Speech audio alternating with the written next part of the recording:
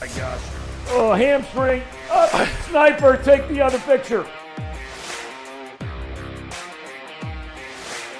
Yeah, I mean, that's how you can formulate opinions without having true facts.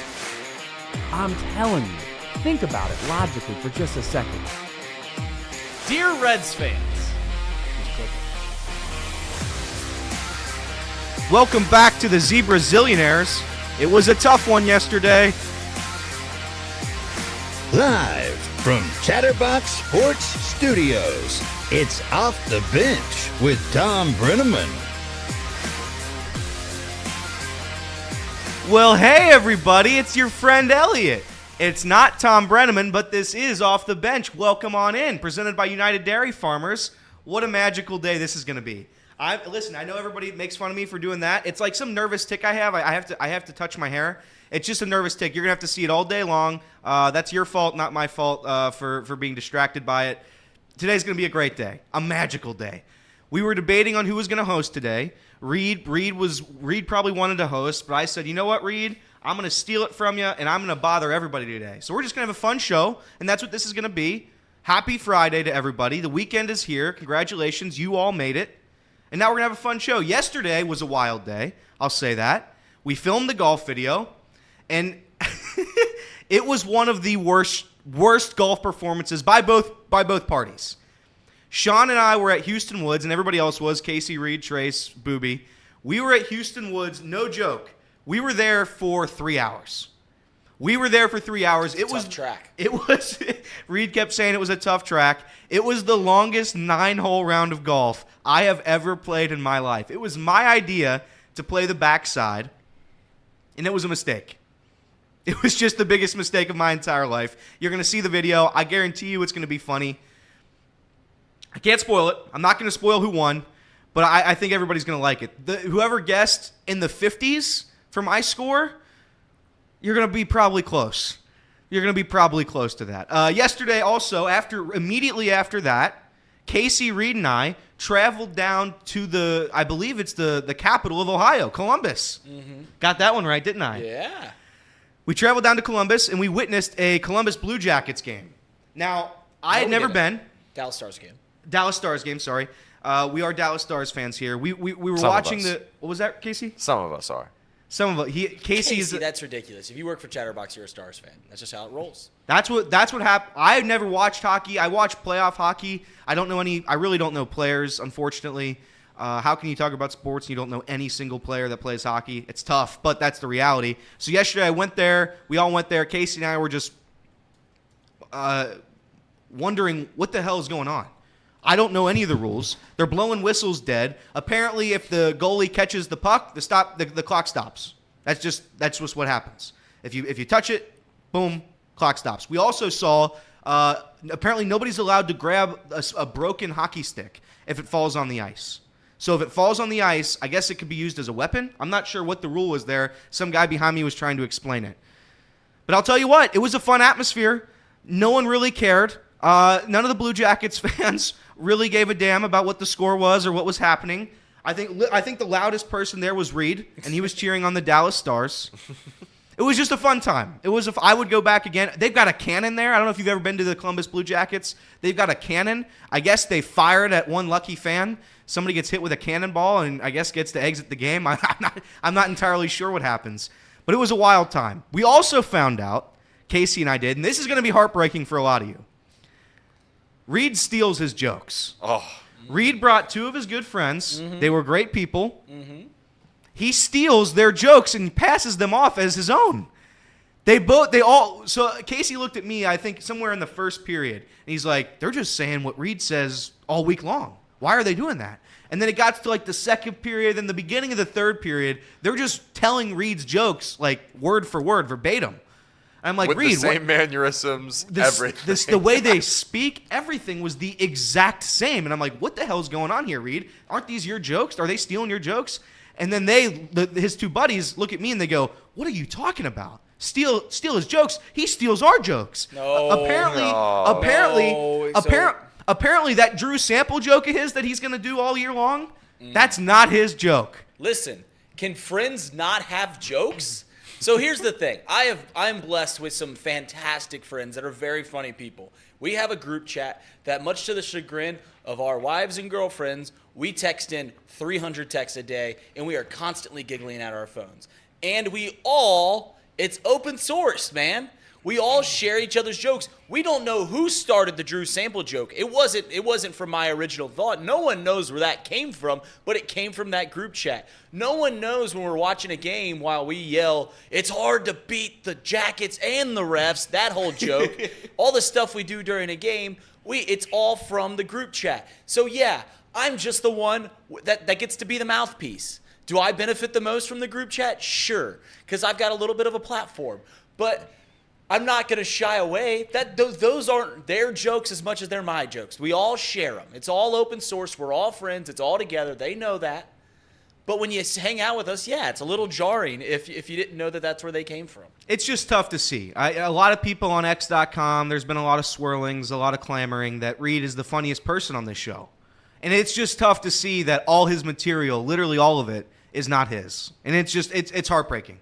It really is, and I'm very sorry about that. The Blue Jackets, by the way, they lost. They led 2-0, which, as everybody knows, is the most dangerous lead in hockey. That was a joke. That was a joke from my friends. But see how I was going to give them credit just then? Yeah. Do you see that? So credit to your friends. It's the most dangerous lead in hockey. They lose 5-2. What about the guy that was giving us a hug for every goal? He told me that this Blue Jackets fan comes on up, and he sees that I'm cheering for Dallas, and he goes, "Hey, I'm going to hug you every goal." And, I mean, the Blue Jackets scored in the first 70 seconds. He comes on over, hugs me. I wasn't very happy. Then they score again like 3 minutes later. And I turned down the hug. I said, "No hug. No hug, sir. I do not want your hug. It's 2-0. And what happens is Dallas scores 5 goals, and I hug him every time. I was a bad fan. I was a bad sport there. It was great. I will say, so I'm getting everybody's picture. When I go to a casino, Paul, our good friend Quitter Paul, he's a jester. He acts out. He acts silly. When I go to a sporting event, Reed is a jester. He just starts screaming away. He starts making fun of fans. He starts making fun of everybody, making fun of the refs. That poor woman. It's a spectacle. There was a woman in front of us who kept screaming. She was the only. I'm convinced she was the only. Me and her were the only people yelling in the row, and every time she would talk, I would make fun of her very meanly. It was, and she also kept. My leg was right behind her, and I was wearing shorts, and she kept flicking her hair on me. It was really gross a little bit. But and I'm sorry if you're watching this, Columbus Blue Jackets lady. But yeah, nobody really cares about the Blue Jackets. I think they suck. Dallas Stars look good. That's all there is to that. Outside of that, Thursday Night Football, we're going to talk about it a little bit later. What a filthy game that was. There's one caveat. You said that we debated on who was going to host this show. Yeah. I planned out a show when Tom was out, and Elliot slings me a text and goes, "Hey, I got 2 guests lined up for Friday. I'll host." And I was like, "All right, I guess my planning." So that's just bad communication on our behalf. Yeah, but well, I think there was no debate. I was just told who was hosting. Well, I think what happened was me and you were both thinking to ourselves, "All right, nobody's going to step up, so let's just we'll just step up each other. We're not going to ask, who wants to host. We'll just do it ourselves." But that's what leaders do. That's what leaders of men do. That's what Reed and I just did. Casey, you could have hosted. I could have, but then who's going to man this station here? Reed knows how to hold it. Come on. All the intricacies? Not all the intricacies. Listen. When I step on the field, when I'm running the huddles, you have to limit the playbook a little bit. But I think I can get you to a sloppy win. I think I can get you to a sloppy 17-14 win over there. I could get one if it was like the 1919 World Series and I were the Cincinnati Reds and the other team was throwing the game. I could man myself over there. If they threw it, I think that's how I would win. I wouldn't get an honest win, but I'd surely be in the driver's seat. Thursday Night Football. Thursday Night Football is a disgrace. We're going to talk about it later. It's horrible. I don't know why Roger Goodell does this. I guess Thursday Night Football is just the bad football day. We're going to play Thursday Night Football, but it's just going to be the worst, disgusting game you'll ever see. The teams suck. I mean, that's a 1-7 team versus a 2-7 team. What are we doing? Are we going to be serious for a little bit? I mean, what are we?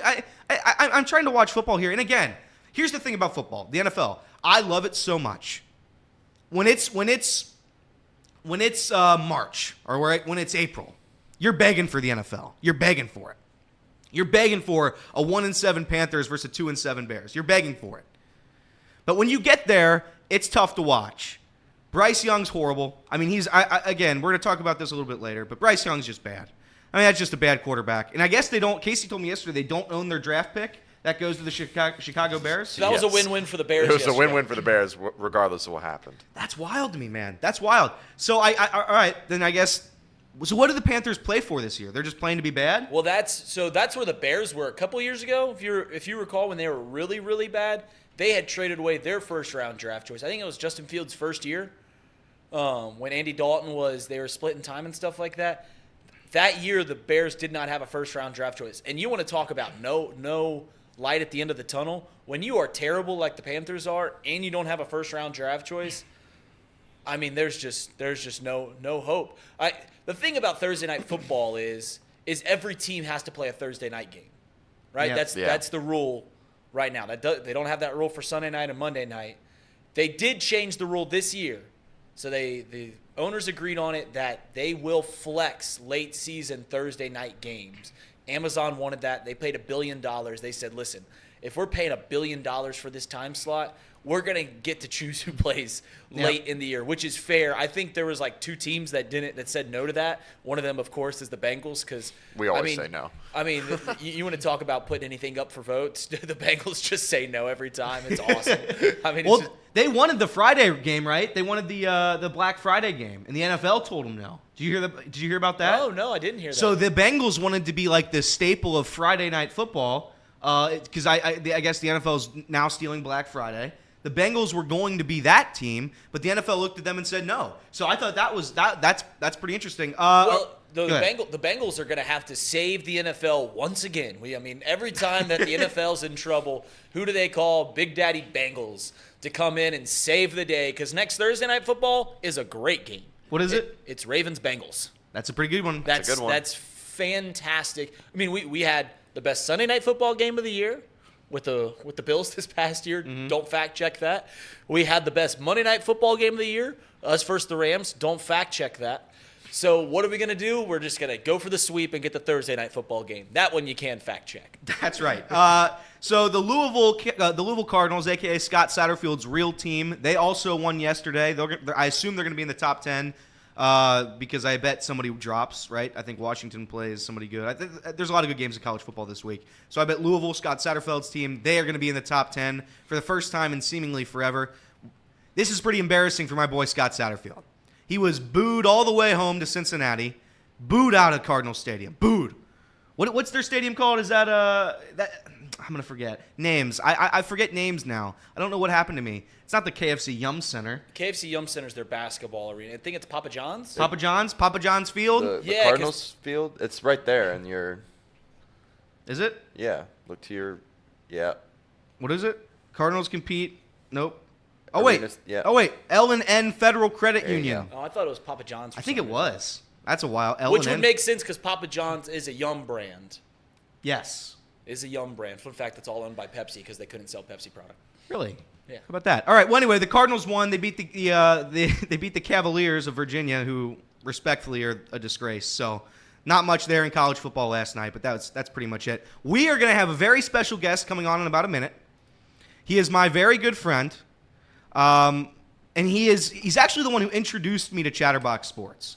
He and I worked the iPads in the fall of 2020. He is the sports reporter for the Daytona Beach News Journal. He is a friend of Chatterbox. He's a friend of mine. Everybody, please welcome Christopher Vinel. Is that Joey Molinaro? Christopher, how are you? Elliot, I'm doing fantastic. Now, I do have a bone to pick with you. Yeah. It's the fact that you introduced me as a very special guest yesterday at the end of yesterday's show. And Yeah, so, well- with your big league connections, people are probably thinking, he's going to bring on Mo Egger, he's going to bring on Zach Taylor, who knows who Yeah. he could get. And then the people see me and they're like, who's this joker? Well, no, Chris, listen, I had to hype you up because I like inside jokes. You have to be a part of the joke. A lot of our chat, Chris, they probably don't know who you are yet, but they're going to because you introduced me to all of this. I didn't know who Reed was. Casey wasn't here. He was just a little baby. And I didn't know who Trace and Sean was. Chris took me out to Potter's National. We had a meeting. Apparently, Sean kept calling me a guy's different name. I kept being called a different name during it. I don't remember that, but that's what Reed says. And Chris brought me into this world. And once I won Chatterbox Idol unanimously, Nobody competed against me in there, but I won it. So now I'm here. It's just fun to have you, Chris. Chris, go ahead. Do you remember Chris. what happened in our very first game that we did together? No, I don't. So we go out for a preseason tilt football Yeah. at Lakota West. It's Lakota West and St. X. Yeah. And we're supposed to broadcast that. The two of us are supposed to go out and get some, I guess, on-the-job training. And we go to set up the equipment and get it all set up. Elliot, we never got on the air. We just broadcasted to no one for 2 hours. We had the video going when no one could hear us. I remember doing one game. I went out to Edgewood with an iPad by myself. I went out to Edgewood. I was like, Trace is like, you know what? You're going to call this game. I was really excited. I hadn't called a game for Chatterbox yet. I get up there. I set up the iPad, and the same exact thing happens. The iPad malfunctions. It didn't work. So we had a camera guy. It was some nice guy and his daughter. They came up. They were going to work camera. And we were just sitting there. I'm like, what am I going to do now? And Trace is like, yeah, just write a story or something. So that's what I did. I wrote a story. We used to do like 9 high school football games a week. So something would go wrong at one of the fields every week. And a lot of times we just punted. We're just like, it'd be too hard to explain how to fix that problem. So they're just going to deal with a terrible broadcast for 2 hours. It was fun. There was also a stipulation. There was a stipulation where Chris basically was my boss. And he hired me to like write recaps of games. And I was supposed to interview high school coaches. And I remember being so afraid of that. I never interviewed a single coach. And Chris is like, dude, you gotta interview one of these guys. I'm like, no, I don't think I do. So I just never did it. I was a really bad reporter. But that's all there is to it. Chris is a big Reds guy. So we're going to talk about Reds with Chris. So if anybody does not like the Reds, unfortunately for you, you're going to have to sit through this. But that's your fault. The Reds season ended, Chris. All in all, we overachieved beyond our wildest dreams. A winning season, giving our free agency, our opening day roster. It was a miracle. When you look back at last season, Christopher, where does it rank among your 24 years of life? Oh, it's up there. And the reason is it's kind of a tale of two different seasons for me. I was talking to one of my buddies, shout out Brady, at the beginning of this season, and we were just looking for ways to get through another predicted 90-loss season. And so we're thinking, okay, let's kind of look at it the way we looked at 2008. It was our final hurrah with Ken Griffey Jr., and then Joey Votto kind of burst onto the scene. That was his rookie year. So in a way, it was still a fun team with kind of a changing of the guard, even though the team itself stunk. So coming into this year, you think, okay, it's probably our last hurrah with Joey Votto. You're going to have all these big league prospects coming up, the Christian Encarnacion Strands of the world, the Matt McClains, the Ellie De La Cruzes. They should be here sooner rather than later. So let's just enjoy, their debuts and kind of give Joey a little swan song here. And then they win 12 in a row, and everything changes. It's no longer about, let's view this as 2008. We're now in a playoff chase, and it kind of changed expectations quicker than anyone could have projected or I would have guessed possible. Yeah. So it's definitely up there. I definitely enjoyed it. It's probably in my top 3. Yeah, I'm trying to think back. The 2012 season was better, and other than that, I think this takes the cake. I think it's my number 2. You mentioned Joey Votto. Votto was a bad player last year. I mean, the past 2 seasons, really. I know he's been dealing with injuries and all that, but he was a subpar player, right? And for that reason, pretty much everybody thought, you said it there, we all thought this was going to be Joey's last year. Nobody really thought he was going to get re-signed or extended or have his option picked up. Do you think there was even a glimmer of a chance the Reds were going to consider bringing him back their next season? The more that comes out about it, no. I'm sure that they've had this decision kind of in the back of their minds for months. But all throughout this season, I thought, if Joey performs well enough, they're never going to pick up that $20 million option because he's not a $20 million a year player anymore. But they could bring him back after declining the option on a cheaper deal. Paid the $7 million buyout, then give him $5 million and make him your right-handed your DH against righties and just kind of a bench piece and a leader in a clubhouse. But the more that you kind of just think about it, he's hit 200 the last 2 years. He's 40 years old, and as Nick Kroll said, where are you going to put him? You've got a couple of first basemen or guys who have extensive experience at first base now, in Spencer Steer and CES. And where are you going to play Votto? Because you already have extra infielders with Jonathan India, and there's just a lack of spots for some of these guys. So somebody's got to be the odd man out, even when you're factoring in the DH, even when you're factoring in the fact that Steer's probably going to go out and play left field a bunch this year. There's just no spot for him. And so it makes sense. And you weren't going to overpay for a guy who's going to be a kind of a bit player, right? And he'd be a guy who plays 1 to 2 days a week, and he'd come off the bench most likely. If anything, he gives CES a break, and that's his role. I did have a glimmer of hope that maybe they'd bring him back just for a. I think they pay the buyout was $7 million. You give him maybe $2 million. He comes back at a lower deal, and he stays with the team. I would like to have him be on a roster that's competitive. Unfortunately, that's not going to happen. You said he's not a $20 million player. I really don't think he's a $2 million player. I think that's more of a, I hate to say use the word charity, but it would be like Joey's done so much for us. We're going to give him this chance next year. We're going to pay him. We want him to be a part of this. Do you see him playing anywhere else? Because the way I look at it, he's good. He's a good player, but he's not an everyday player anymore. I don't know how any winning roster can take this guy on. Respectfully, of course, I'm going to be respectful. Joey Votto is my favorite player of all time. How any winning roster can give him a meaningful role next year? I don't see it. Yeah, I love Joey Votto too, but I think there's going to have to be an acceptance by him this offseason of, I'm going to have to accept a platoon role. I don't think he's an everyday guy anymore. That's not to say Joey Votto's a scrub. I don't think Joey Votto's a scrub. We saw it in flashes this year that he's still very much can be a productive big league hitter. And, he had the injury excuse and not excuse, but the injury reason as to why he's maybe not performed up to his standards the last couple of years. And he said, I'm interested to see what I would look like when I'm fully healthy at 40 years old after a full season of just strengthening and not necessarily rehabbing an injury, but just working on getting better. I think he can still be a productive hitter in spurts. And so I would not be shocked at all if some team took him on as kind of an occasional first baseman and then your designated hitter against right-handers. I think that's the role that, he's kind of been put into with the Toronto Blue Jays. Everyone's kind of projecting that. That wouldn't surprise me at all. And for Joey, as a Joey Votto fan, I'd like him to get that opportunity to go home, play in his hometown, and really go out on his terms if at all possible. There's really never any good way to end it in sports and in life, really. I mean, breakups are messy, right? Yep. But, it would just be nice to see Joey get the chance to try to end it on his own terms. Yeah, breakups are messy. My 7th grade girlfriend can attest to that. Chris, your favorite Joey Votto memory. If you had to go through your, I'm gonna get off the Joey Votto subject, but like Chris just said, we're all Joey Votto fans. You have to talk about your favorite memory. My favorite Joey Votto memory is the Mother's Day walk-off. It was I was in my uncle's basement.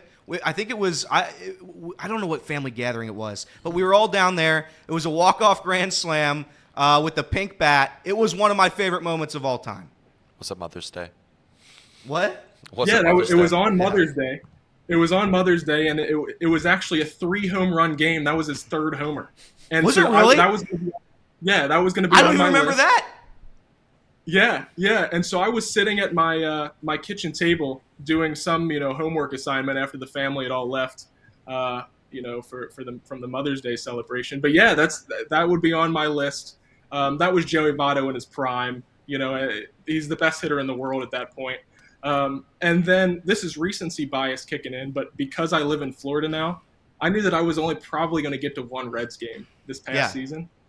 And the game that I just so happened to go to, I made it to one. And it was Joey Votto's first game back off the IL in June, and a part of that 12-game win streak. And Joey comes through and he hits a bomb in his second at bat back, and then he hits a go-ahead single, 2-run single late in the game, and the Reds take over first place that day. So knowing that's probably the last time I'll ever watch Joey Votto, maybe not only as a Red, but just in general, that might be at the top of my list. Yeah, Zach and I, my friend Zach Freeze and I, we went to Joey's last game. That was awesome. We got to see his final hit. I don't put too much into the fact that he wanted a farewell tour. I think this is how Joey Votto's been his entire career. I really don't believe he wanted one. I think Reds fans pretty much knew you were going to see Joey Votto one last year, and that was this year. So I think everybody was pretty much on the same page. I know there's people on X.com freaking out over that. I think that's a non-story. That's not who Joey Votto is. At least it's not who he has appeared to be over his career. Switching over past Joey here, I look around the roster, Chris. I see a completely filled team, infield packed, outfield Friedel, Fraley, Benson packed. We got catching, Stevenson and Maley, they're set. Starting pitching, you can make the argument we are stacked there too with like 6-7 guys. Who should the Reds be going after this offseason? Because there's a strong possibility that Nick Kroll and the Castellinis say, you know what? Our entire roster's filled out. We would just be getting depth. So are they going to make a splash, or are they just going to go what they did last season, get Kevin Fart Newman, and they plug and play him, and that's all we get? I want them to spend, but at the end of the day, we do have a stacked we have a stacked lineup. It's just stacked. Well, you hope they go out and at least try to make a splash, because it's something that they haven't done in recent years, other than the 2019 into 2020 offseason when they went out and got Nick Castellanos and Shogo Akiyama and those guys. You want them to, because this is you have your core in place. You don't need to go get a core guy necessarily. You know, your Ellie De La Cruzes, your Noelvi Martes, those guys are the guys that you are now building around, and they are pretty much locked in. You know, they're not going anywhere.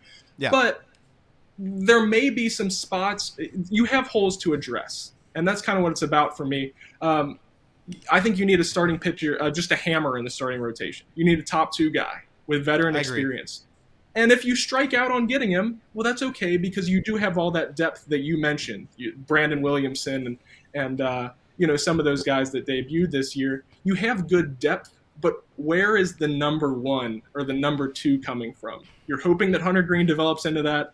You're hoping that Andrew Abbott becomes that, Nick Lodolo, but they're not there yet. And if you're trying to compete this year, you need that. And we saw that, in the postseason when the D-backs, the 84-win Diamondbacks had Zach Gallen. Yeah. And that got them to a World Series, essentially. Just their starting pitcher, Merrill Kelly. And so my whole view on this is see what you can find in free agency. Maybe you're going to be priced out of the Sonny Gray or the Eduardo Rodriguez sweepstakes. You probably will be. But like I said earlier, as kind of looking at last season, like 2008, I'm kind of looking at this offseason like the one before the 2012 season, when instead of going out into free agency and being super aggressive, they were super aggressive in the trade market. They traded for Matt Latos, who immediately became their number 2 starter. They traded for Sean Marshall, who became their setup guy in the bullpen. They did go out and sign Ryan Ludwig, and it's kind of ironic because those are the 3 holes that I see on this team. Go get a really good starting pitcher, go get back end of the bullpen help, or just bullpen help in general, because you can never have enough. The Reds bullpen was good this year, but by the end of the season, they were running on hopes and dreams. And then in the outfield, I think you need a lefty power bat, because there's so much right-handed pop in this lineup.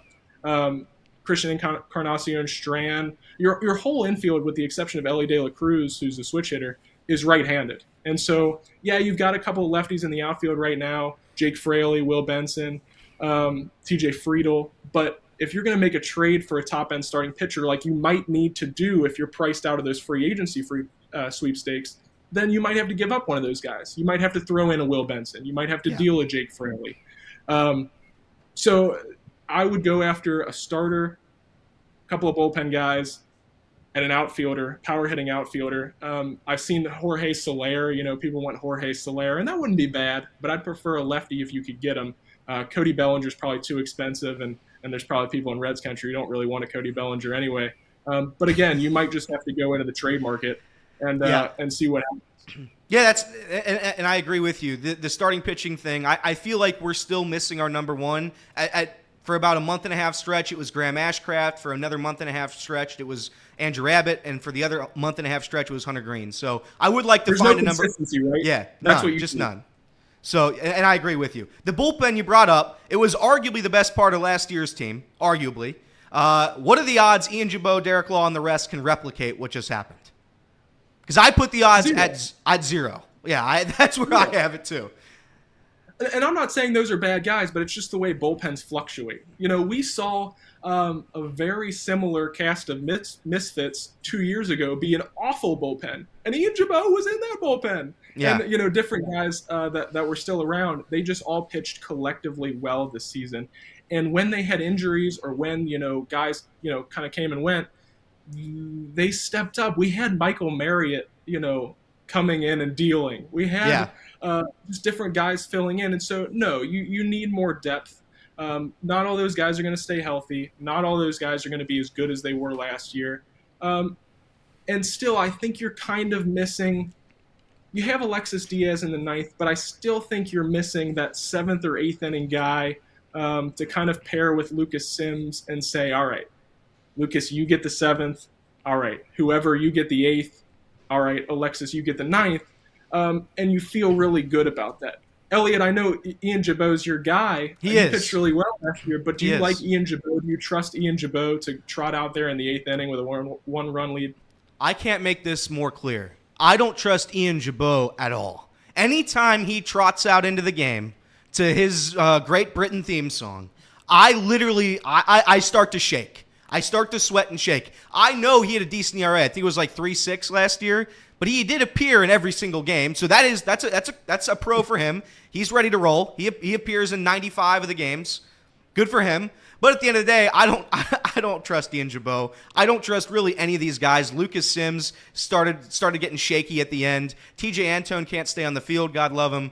Alexis Diaz at the end was shaky. So right now, I am very scared of the bullpen. It's what cost the 2021 Reds a chance at the playoffs, and I'm concerned it's going to happen again. Switching over to the rookie class, everybody was pumped about the rookie class. Obviously, they saved our season, Ellie Noelve and everybody. The crazy part about it is there's still a ton more, right? We have Arroyo, we have Rhett Lauder, we have Cam Collier. It finally seems like the Reds are rebuilding. They're trending in the right way as an organization. Is there any guy you are looking forward to coming up next? Who's the next big Ellie? Who's the next big Noelve? I don't know that there's anyone in the system who's that at that level. That's fair. But a guy who really interests me is Sal Stewart, who was the second pick in the 2022 draft behind Cam Collier. And I saw both of them in Daytona this year. They both spent pretty much all season with the Tortugas. And Sal was better. He was straight out of high school, but he's a guy who the first couple of months he was hitting, in the high 200s, not a whole lot of pop, but a really good approach. He was walking a lot. He wasn't striking out a ton. And then about July hit, and all of a sudden he started smacking home runs while keeping up that average and everything else. And he kind of said, once I get comfortable, the power will come. And it did. And then he got moved up to Dayton.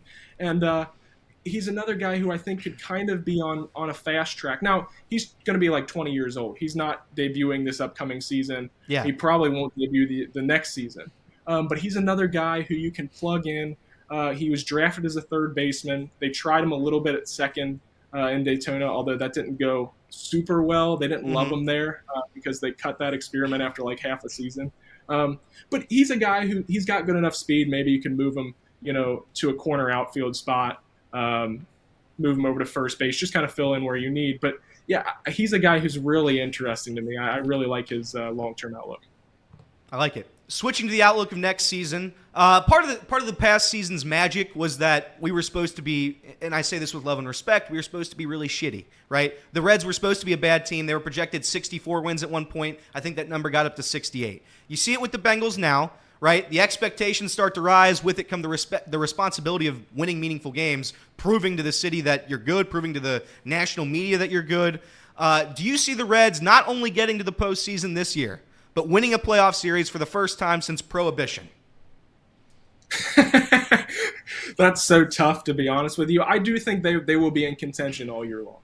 I do think that when you put a full 162 games together with the cast of characters that you brought up for the second half of this season, and now that they have that experience, Elliot De La Cruz was bad the last 2 months. Bad. He struggled. Yeah.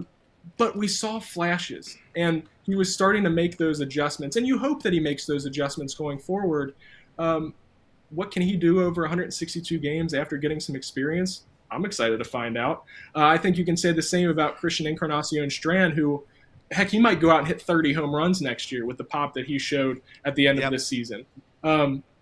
It's just about what can they do this offseason to add to it. If you go get a starting pitcher, if you bolster the bullpen, maybe if you even add a position player or two. I saw yesterday, which was kind of surprising, that they had interest in Jamer Candelario. Yeah. And where would you put him necessarily? He's another infielder, but he is a switch hitter. He's got experience at both the corner infield spots, and he's a power hitter.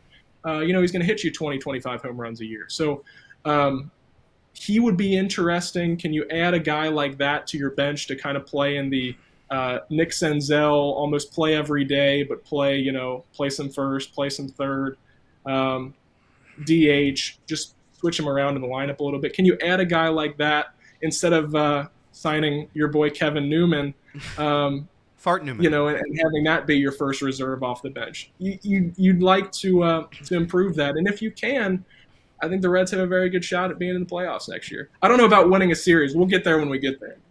That's fair. That's the Reds mentality. That's the Castellini's special. That's their special hope. We'll get there when we get there. 25 years but you never know. Still nowhere. When Diamondbacks, we're in the World Series. That's true. You're right about that. So that very well could be the Reds next year, regardless of how they get in. You just got to get there and then see what happens. I have two last questions for you, Chris. This one, Jonathan India. What do we do with Jonathan India? Everybody's been saying trade Jonathan India. I still think it's better. You saw it this year when the injuries started piling up towards the end. I think it's important to have depth, but it's looking right now like India is going to be a bench bat in the infield, or he's going to have to go to the outfield. What do you think happens with Johnny India? I've wavered on this so much, it's unbelievable. Because the first, earlier this year when the report came out that, maybe they're going to trade Jonathan India at the deadline, I was like, you can't do that. And then as the weeks went on, I started thinking, yeah, maybe you can. Where is he going to play? Yeah. And now I'm all the way back to, you can't do that because he's just a great insurance policy. And now with Votto gone, he's a trusted leader on this team. It's not like Jonathan India is a scrub either. We talk about Jonathan India like he can't play the game of baseball when that's factually untrue. He struggled defensively, but we've seen top-end Jonathan India can hit. He can fill that spot at the top of your lineup and be a really productive hitter. And you're going to need guys when injuries start to pile up, or some of these young guys, not all of them are going to pan out. So when some of these guys start to underperform and maybe they've got to take a back seat or even go down to the minor leagues and kind of figure some things out, you're going to need some depth pieces. And again, you don't want to be throwing Kevin Newman, no disrespect to Kevin Newman, you don't want to be throwing Christian Colon, remember him from a couple of years ago? You don't want to be throwing those guys out there if you are going to be serious about making it to the playoffs this year. You'll probably have some guys on your roster who you go, yes, that's a classic bench player, but you're trying to – you want to make them as productive as possible. Jonathan India is going to be more productive than most guys you could get on the bench, and you can find a spot for him, whether it's at second base. You can find a spot for him on a daily basis, whether it be at second base, whether it be DHing, whether he learns to play a little first, learns to play a little outfield. That can all be done. So I wouldn't be opposed to keeping him. But if the right deal comes along, everyone's available. Almost everyone's available, right? I agree. And by the way, there's some Cincinnati journalists in this town that think Ellie still has to earn his spot on this team. So maybe India will give a bigger role this year. I don't know. We'll see. I won't give a shout out. That would have been mean. All right, Chris, this is the last question I have for you. I do it every time with you. Chris is the obscure Red king. He knows obscure Reds like the back of his own head. Chris, give me an obscure Red off the top of your head. Well, do you want a pitcher or position player? I want a position player. Oh, you want a position player? Yeah. How do you like Jerry Gill? Tell me a little bit about Jerry Gill. When did he play? Jerry Gill was on like the 2006 or 7 Reds as a shortstop. He came up as a shortstop, and that didn't go well for Jerry Gill. I think he played only 1 or 2 games in the big leagues. But eventually they decided, Jerry, buddy, you're not a great hitter, but you've got a great arm. Let's try you on the mound. And so they send Jerry Gill back down, and Jerry Gill becomes a pitcher.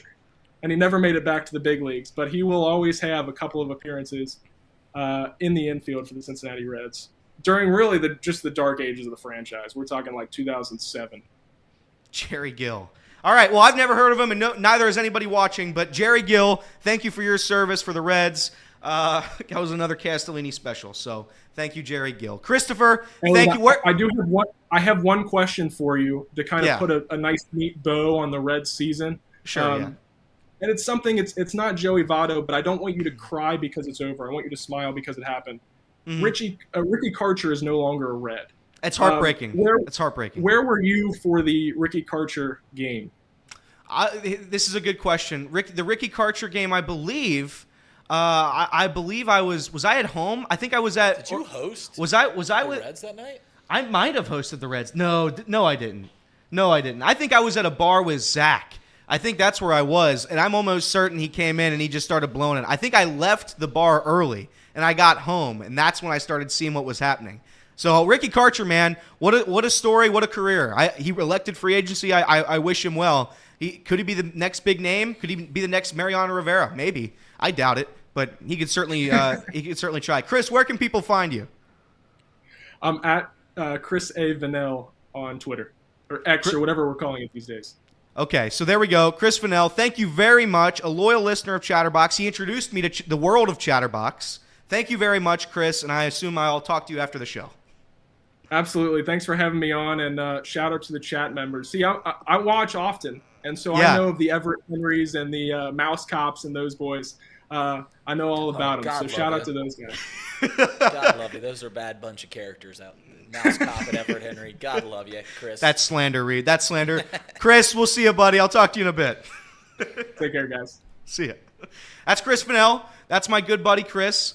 He's a journalist. He works his ass off. He's one of the hardest working guys I know. He traveled to Wyoming for his first job out of college. Yeah. Wyoming to be a reporter. He's now in Daytona, Florida. So He's probably as someone who traveled to an obscure place here in Ohio to be a journalist for a year. You don't get paid a whole lot at those old newspaper positions. No. I think I got paid $12.50 an hour to be the editor. I was the editor of the sports paper, first job out of college, and it was a weird time. Well, you want to tackle what the AA stands for? Now that he's gone and we can't actually ask him. Yeah. Do we think it's Alistair? I don't think it's Alistair. Christopher Alistair Vinel. I don't think it's Alistair. I think that's Anthony. I believe it's Anthony. I could be wrong. I could be wrong, but I think it's Anthony. All right. So we are going to have a mailbag coming up soon. We're going to have weather and ads. Then we're going to have my good friend, again, Austin Elmore. He works at ESPN 1530, does Cincy 360 with Tony Pike. We're going to have him on in a little bit. But before then, I wanted to wrap a bow on Thursday Night Football. I didn't get to talk about the Bears side of things. Tyson Baguette? Donut? What's his name? Tyson Baguette. That guy sucks. That guy also sucks. Well, he's a D2 undrafted quarterback. Yeah, and that's why he sucks. The Bears have no hope either. I guess if they tank, they're going to get Caleb Williams. I guess that's what's going to happen. But when does the hope just die? Is the hope dead in Chicago for a good football team? Because I think they're there. I don't think there's a chance. There was a little bit of hope when Mitch Trubisky came in and they got Khalil Mack, and there was a little bit of glimmer, but then they hit the double doink and it was over then. It was just dead. The thing about the Bears is they've won a Super Bowl, right? They've done that. Other than that year, other than the mid-'80s Bears, what have they had going for them? Their best quarterback in their franchise history, and look up statistically who their best quarterback is. I'll tell you right now. It's Jay Cutler. It's Jay Cutler. The Bengals, 2 out of their last 3 quarterbacks, and the Bengals aren't some great place for quarterbacks. 2 out of our last 3 quarterbacks have been better than Jay Cutler. Carson Palmer's better than Jay Cutler. Andy Dalton's probably not better than Jay Cutler. But I think Andy Dalton is better. I think they're at least the same quarterback. They're the same quarterback. Well, they're very different quarterbacks, but they maybe have statistically had similar. Well, like Jay was Andy was a lot more conservative. Jay thought he could throw a football through a brick wall. That's fair. And he tried to do that frequently. Jay Cutler reminds me of, who's a quarterback that reminds me of Jay Cutler right now? Is like Will Levis.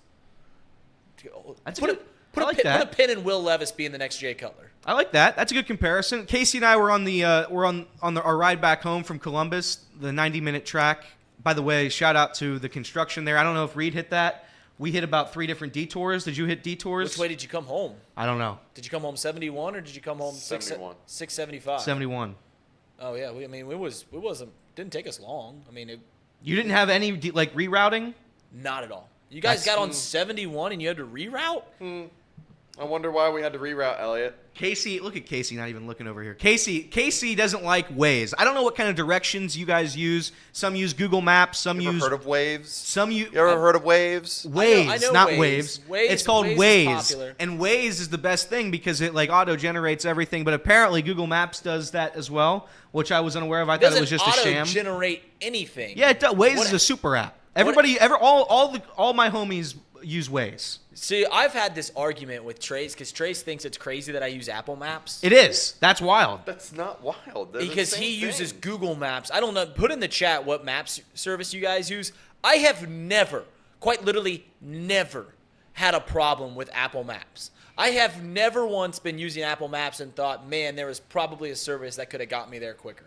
Now, people will tell me Waze, and then I'll log into Waze, and then it'll take me on some crazy-ass routes. And everyone's like, well, the Waze tells you when cops are ahead. Have you used Apple Maps recently? No. They do the same thing. Yeah. It'll literally be driving in your car. If you have Apple CarPlay, it'll literally go speed check ahead.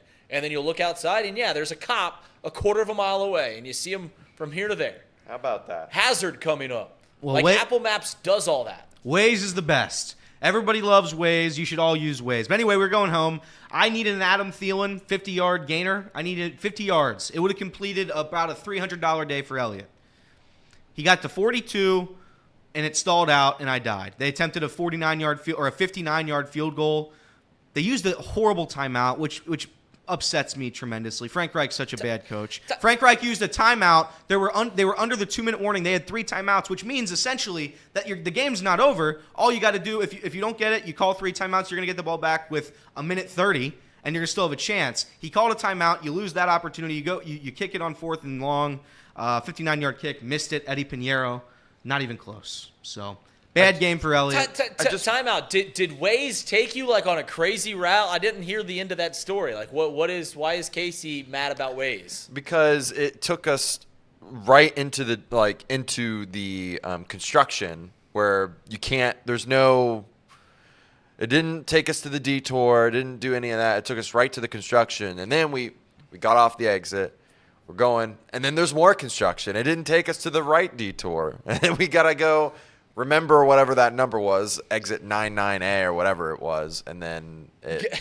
Well, I think Guys, the real, we just worked got on out, 71 South and we're cruising. I mean, we I didn't think stop. what I once. think the real issue was Casey didn't have a phone charger, and we were both running on fumes. His had 4%, mine had 3%. So we were gonna die out there in the middle of Columbus with not an ounce of knowledge of where to go. I am a driver who just doesn't know anything. I need my Waze app to tell me where I'm going. Obviously, if I'm going around to work, I know how to get to work. I know how to do a lot of things. You can't I knew how to figure get- out the interstate system. No, I No, cannot. once we got to 71, I was fine. Like, I knew where to go. But I needed help getting to 71, and there was a couple detours that the Waves app took us to. But it's Elliot, not that big of a deal. Yeah. If you want a cheat code on how to work the interstate system, Here we go. there are signs everywhere that just tell That's you where fine, you're and I knew going.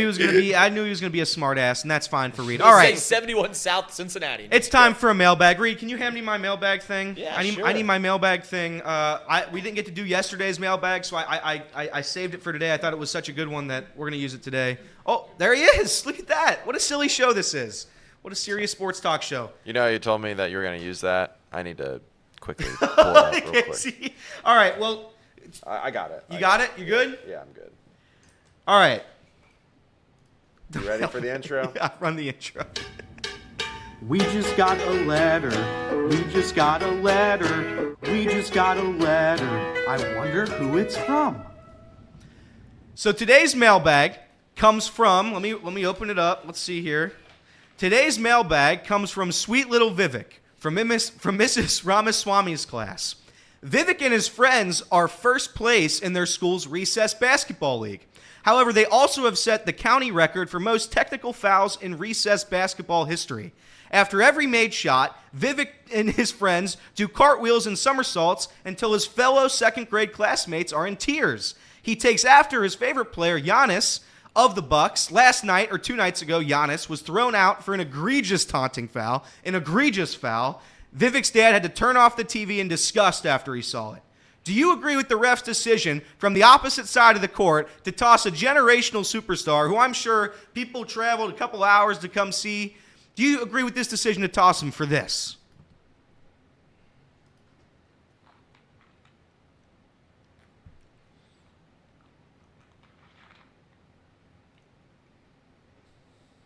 Wait for it, and then he just looks at him. Thrown out. That was it. That's it? He looked at him. What? He made eye contact. It was one of the craziest things I've ever seen in my entire life.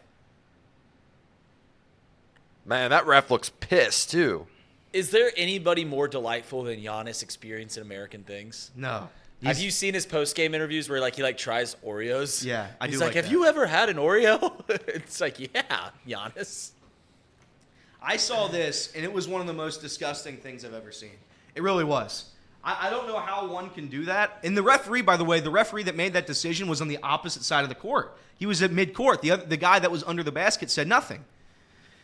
Just wild. So, no, I think that's terrible. The refs weren't, even acknowledging him, trying to plead his case. They just kept ignoring him, and they looked pissed as hell. Pissed as hell. I still don't understand this call at all. I don't get it. Not one bit. And again, sports, I hate to keep using this. Sports is an entertainment industry, right? People are coming in. I know you have to follow rules. You have to do everything the right way. I get all that. But people are paying a sizable amount of money to see a world championship team in the Bucks with Damian Lillard and Giannis Antetokounmpo. I don't know. Antetokounmpo. Antetokounmpo? That's Antetokounmpo. not right. Antetokounmpo. I'll get it. Antetokounmpo. That's right. Antetokounmpo. Antetokounmpo. But anyway, people are paying their money to see this guy. And you toss him out for looking at another player. Just wild to me. Terrible. It's just absolutely terrible. All right. That was the mailbag. It's time for, I believe, weather and ads. Is that okay, Reed? Yeah, sure. Bring it on. Give me a... Well, I am. Listen, I wrote out the little thing. So that's what I was going to do here. But as Reed gets set up, everybody knows weather is the best segment of the day. So we're going to do the weather, and we're going to do the ads like we always do with a little twist. It's not going to be me doing the weather today. I know everybody's tired of me doing the weather, so I'm going to let somebody else do it. And that somebody is a friend of the program. As he walks over. This is a good part. Tom is better at this than I am, way better, obviously, because he can fill time like this all day long. I can't do it. When I have nothing to say, I'm just out of it. I'm out of gas. And right now I'm out of gas. But without farther ado, shout out Trace. It's time for the weather. Well, hey, everyone. Is that how we do it? Is that how we do it, Elliot? Yeah, it is. This is the weather, and I'm wearing Elliot's sport coat. It fits me perfectly, as you can tell. I mean, it just fits. I think I can go swimming this. It fits me perfectly. So we've got the weather today. It's going to be another beautiful day here in the City of Sculpture. It's called the City of Sculpture because, listen, there's sculptures everywhere. Some people call it Little Chicago. I call Chicago Big Hamilton. I don't know. But here in Hamilton, it's going to be 53 degrees, and then the temperature's going to rise up. It's going to rise on up, and it's going to get a little warmer till about 3 p.m., about 61 degrees, and then it's just going to stay stagnant. Then the sun's going to go down at 5:30. We're going to get seasonal depression. It's a beautiful day for some high school football. It's high school football here today, and there's some great games. The staple of Chatterbox. The staple of Chatterbox. I will not be covering any of the games, but the Baden Rams are going to play the Wapakoneta Redskins up in Greenville, Ohio. So that's a big-time game. It's a big time. Listen, the most famous alum from Wapak, Neil Armstrong, landed on the moon. Most famous alum from Baden High School, Jim Tracy? I don't know. He managed for the Dodgers? Yeah, sure. Whatever. Who cares? This is the forecast. I'm trying to do my best Elliot impersonation. I wish I would have. Listen, at one point I thought about, what if we put right behind us a stand-up set, and me and Elliot just try our best to be terrible stand-up comedians. I think a lot of people do this, but I have a notes app that I haven't touched in 3 years of jokes. That I thought of, and most of it just doesn't make any sense. And most of it I write when I'm out at a bar with my friends and I'm a little drunk. So here, I don't know what this means. So you guys, I'm gonna give it to you guys to try to decipher what the punchline of this joke is that 23-year-old Reed, when he was drunk at about, it says 12:30 a.m. in 2019. So this is the joke. You guys try to decipher it. I don't know who it is, Dolly Parton, Oprah Winfrey, or whoever, but who the F mass society too good for a sunburn? Some gold in there somewhere, surely. I don't know what the punchline is there. You guys try to decipher it. That's what's good about comedy. Normally, you guys figure out the punchline is, not the stand-up. So that's the weather. It's going to be about 60 degrees. The sun's going to be out. The sun's going to go down at 5:30, and you're going to be very, very sad because that's the time of year it is. So see you guys. Throw it over to me. Yeah, we'll give it over to James Madison. James Madison. Yeah, I'm James Madison. Hello, everybody. I'm Jamie Madison. And today we're going to go over the Constitution. The Constitution's one of All right, bring it on back. Okay. Give it to Casey. Give it to Casey. He's going to do the ads. I'm going to do the ads now. The Bengals Report is brought to you by Encore Technologies. Encore Technologies. Yeah. He's just walking right into it. It's tricky, isn't it? It's a mental hurdle. You have to get over it. Encore Technologies provides IT solutions weather's for not a for everybody. data-centered world with a suite of services from mobile computing to desktop to data center, supporting both centralized and work-from-home computing modules to improve efficiency and Productivity. Great job, guys. Visit Encore.tech. The path to innovation begins here. And I've got this bottle of water right here, Pawnee water, made right here in Hamilton, Ohio. Uses natural limestone filtration, unlike the artificial processing that other brands use. The result is a healthy alkaline water, the best tasting water in the world. I can promise you that. Visit Pawnee Water at PAHHNIwater.com. See where you can buy this great tasting water. And it's just water. pH levels at an 8.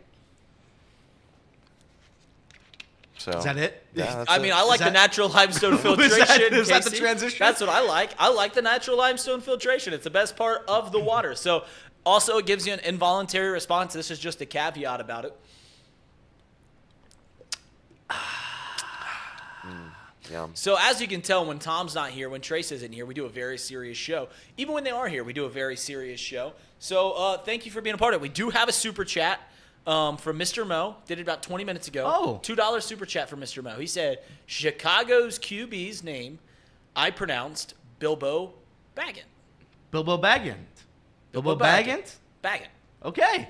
How about that? Thank you, Mr. Mo. And that was We very love you. That was very timely. 20 minutes ago, huh? We love you. That was We very love you. good. There's- Yeah, so I told everybody knows this is what was going to happen today. Listen, I thought the interview with Chris was very serious. We talked about some serious things. At some point, it was going to go off the rails, and it just so happened it was off the rails then. I was thrilled. What president was I just then? James Madison. Jimmy Mads. Did you like my voice for him? Yeah, it was great. Yeah, it was that was good. fantastic. Guys, I am reading more of my jokes Yeah? from 2019. Yeah. I mean, none of them make sense. Read one. So this one just says, my girlfriend buys my clothes. Good punchline there. Love that joke. What were you doing, Reed? Readeroo. A lot of them are very dirty, so I won't say them out loud. That's fair. There's Catholic priest jokes. We'll read a couple of them. We'll read a couple of them on the HBO show, which Sure. if you subscribe right now, we'll have our show after this show, which Sure. again is just us, boys, us silly boys. So that's what you'll see us then. We're gonna have Austin coming up in a couple minutes. Are the Bengals dead? I didn't break this news yet. We didn't talk. I was gonna wait for the end of the show or wait for Austin at least. T. Higgins has been ruled out. Yep. Not good. Not good. We've been talking about Jamar's Jamar gonna Chase. We've been talking about Jamar Chase, and the Bengals just fooled us all because it was T. Higgins all along. We now no longer have our number 2 receiver. Jamar Chase is still, I believe. I don't know if he doesn't have a questionable tag, does he? Who, Jamar? Yeah. He's mentally preparing to play is the Okay. quote. I don't know what the tag is, but he's mentally preparing to play. So, yeah. I'd be concerned. I'd be a little bit concerned. I don't think the Texans are anybody to write home about. So I'm hoping the Bengals can get a win. I don't think they're covering any spread. I know that doesn't really matter when you're a fan of a football team. You just want to win. But 7 points is a lot. I don't know if it's moved today. I haven't looked yet. 6.5. 6.5 now. So we'll see. Do we have Austin, Casey? No, not yet. All right. So from here on out, everybody, we're going to talk to Austin about the Bengals. After that, we are going to do our mid-season awards, our mid-season player awards for the NFL. Who we think won Offensive Player of the Year, Defensive Player of the Year, our MVP of the year. That's what we're going to do after. And I am doing chat power rankings today as well. So this is all what you have to look forward to coming up. Other than that, last night, a bad sports night, really.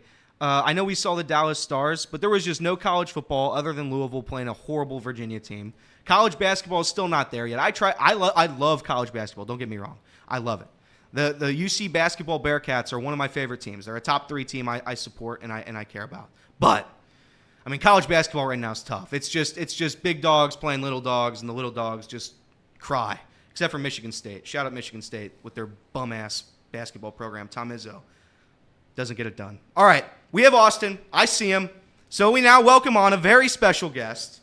He was my boss during my time at iHeartRadio. He is the co-host. He is the co-host of a very popular sports talk radio program on Cincy 360, or on ESPN 1530. The show is Cincy 360 with his quarterback companion, Anthony Pike. Some have referred to him as the busiest man in sports. Most of us just call him Austin Elmore. Austin, how the hell are you? I'm doing well, and I have to say this, and I don't say this lightly, but I stand with Reed Mouse when it comes to Apple Maps is the superior maps. Thanks, Audie. Stinks. Google Maps stinks. Apple Maps has done a complete reconfiguration and a renovation of their map system over the last 3 years. It's fantastic. It's way better than any other map out there. And I just had to get that off my chest because I've been ruminating on it for about 15 minutes now. But thank you for having me. No, thank you for coming on. It's better than Waze. Waze is the best app. I think Waze is the best. You're wrong, but yeah, it's interesting that you have that opinion. By the way, I love the merch. I'm seeing the ESPN 1530 merch. I would have liked to have some merch when I worked there, but I guess you guys were just waiting for the good stuff till I left. That's fine. Yeah, you got to stick around. You can't quit. You got to stick around. I'm Quitter Elliot to them. That's fair. Just like Quitter Paul is to us.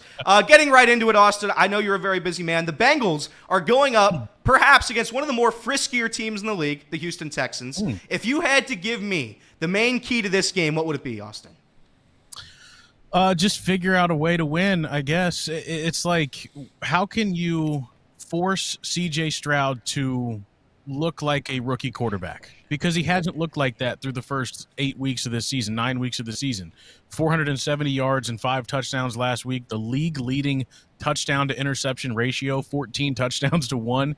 He is playing out of his mind. And, you know, I was telling somebody earlier this morning, I don't know that in the city of Cincinnati we have ever talked about a coordinator more than we talk about Lou Anarumo. Like, we constantly are talking about that guy. And so this is a classic situation where, hey, the offense is probably going to be down. T. Higgins isn't going to be there, it doesn't look like. Jamar Chase, we don't know. So it's like, okay, well, Burrow is the rising tide that lifts all boats over on the offensive side. Lou Anarumo needs to be that on the defensive side and help them out a little bit because they may not be scoring 30 points this game. And even though the Texans are by no means a Super Bowl contender, Lou Anarumo has to make C.J. Stroud look like a rookie quarterback because he hasn't done that yet this year. Yeah, make him look like an Ohio State quarterback in the NFL. That's what he's got to do. That's the key to the game. I agree with you. That was unnecessary, but you're right. I just had to be quick. I had to get it off. I thought of it in my little tiny brain, and I had to get it out. All right, so you mentioned it. We don't have T. Higgins. Jamar Chase is dealing with an injury. A lot of people on X.com have been saying if Jamar is even a little banged up, you don't play him. Because it's the Texans, you should be able to win without him. Now we don't have T. Higgins. Does that change anything with Jamar suiting up? Does that change anything? I think it might change the mindset of Jamar a little bit because, you know, you think back to last year, he said, listen, I'm taking an extra game off until I'm 100% healthy. And at the beginning of the year, he told Joe Burrow, sit down until you're 100% healthy. That seems to me like something that Jamar Chase takes seriously. And he might look around and say, all right, well, T's hurt. And we need this game because as important as the Baltimore game is the following Thursday, and it's probably the most important game of the season, the Bengals desperately need to rack up wins in the AFC. They have just one, and it came against Buffalo last weekend. So they have to get wins in the AFC to continue, you know, kind of moving in that right direction. And so it's a tough game because it's sandwiched in between a huge Sunday night football game and a big Thursday night football game. And, you know, when you look at it on paper, it's an ugly game. Houston, I think, had 23 players on their injury report earlier this week. Yeah, it's the Bengals are obviously banged up. So it's like, okay, it's an ugly game on paper. Can the Bengals find a way to beat a team that they are better than at home? You should be able to do that. I agree with you 100%. You mentioned the defense. You mentioned Lou Anarumo. It's been stellar again this season. Jermaine Pratt forcing fumbles everywhere. Hendrickson's been awesome. The resurgence of popularity with the Bengals, though, is largely because of Burrow, Chase, Higgins, Mixon, and the offense. I feel like, again, this season especially, the defense is the one winning us ball games. Do you think the defense is one of the most underrated cores in the NFL? Well, I think statistically they're really not that good of a defense, which is crazy. We were just having the conversation on our show earlier this week. What is the identity of the Bengals? And in many ways, it's Joe Burrow, but in a lot of ways, it's also bend but don't break. I think that's kind of what the defense is.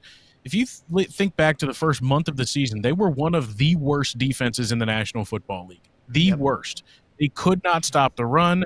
They were getting gassed for big plays. And when your offense was anemic at that point with Burrow nursing a calf, it did not help them. They lost the games because of that.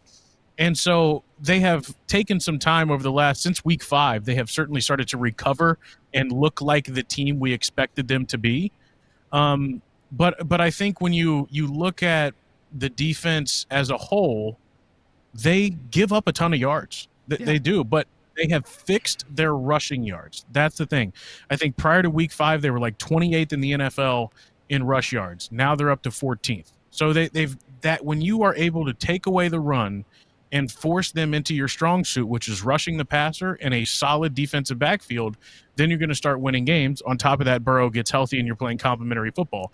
So to answer your question, yes, I think they are underrated, but I don't know that they are really as good as we think they are.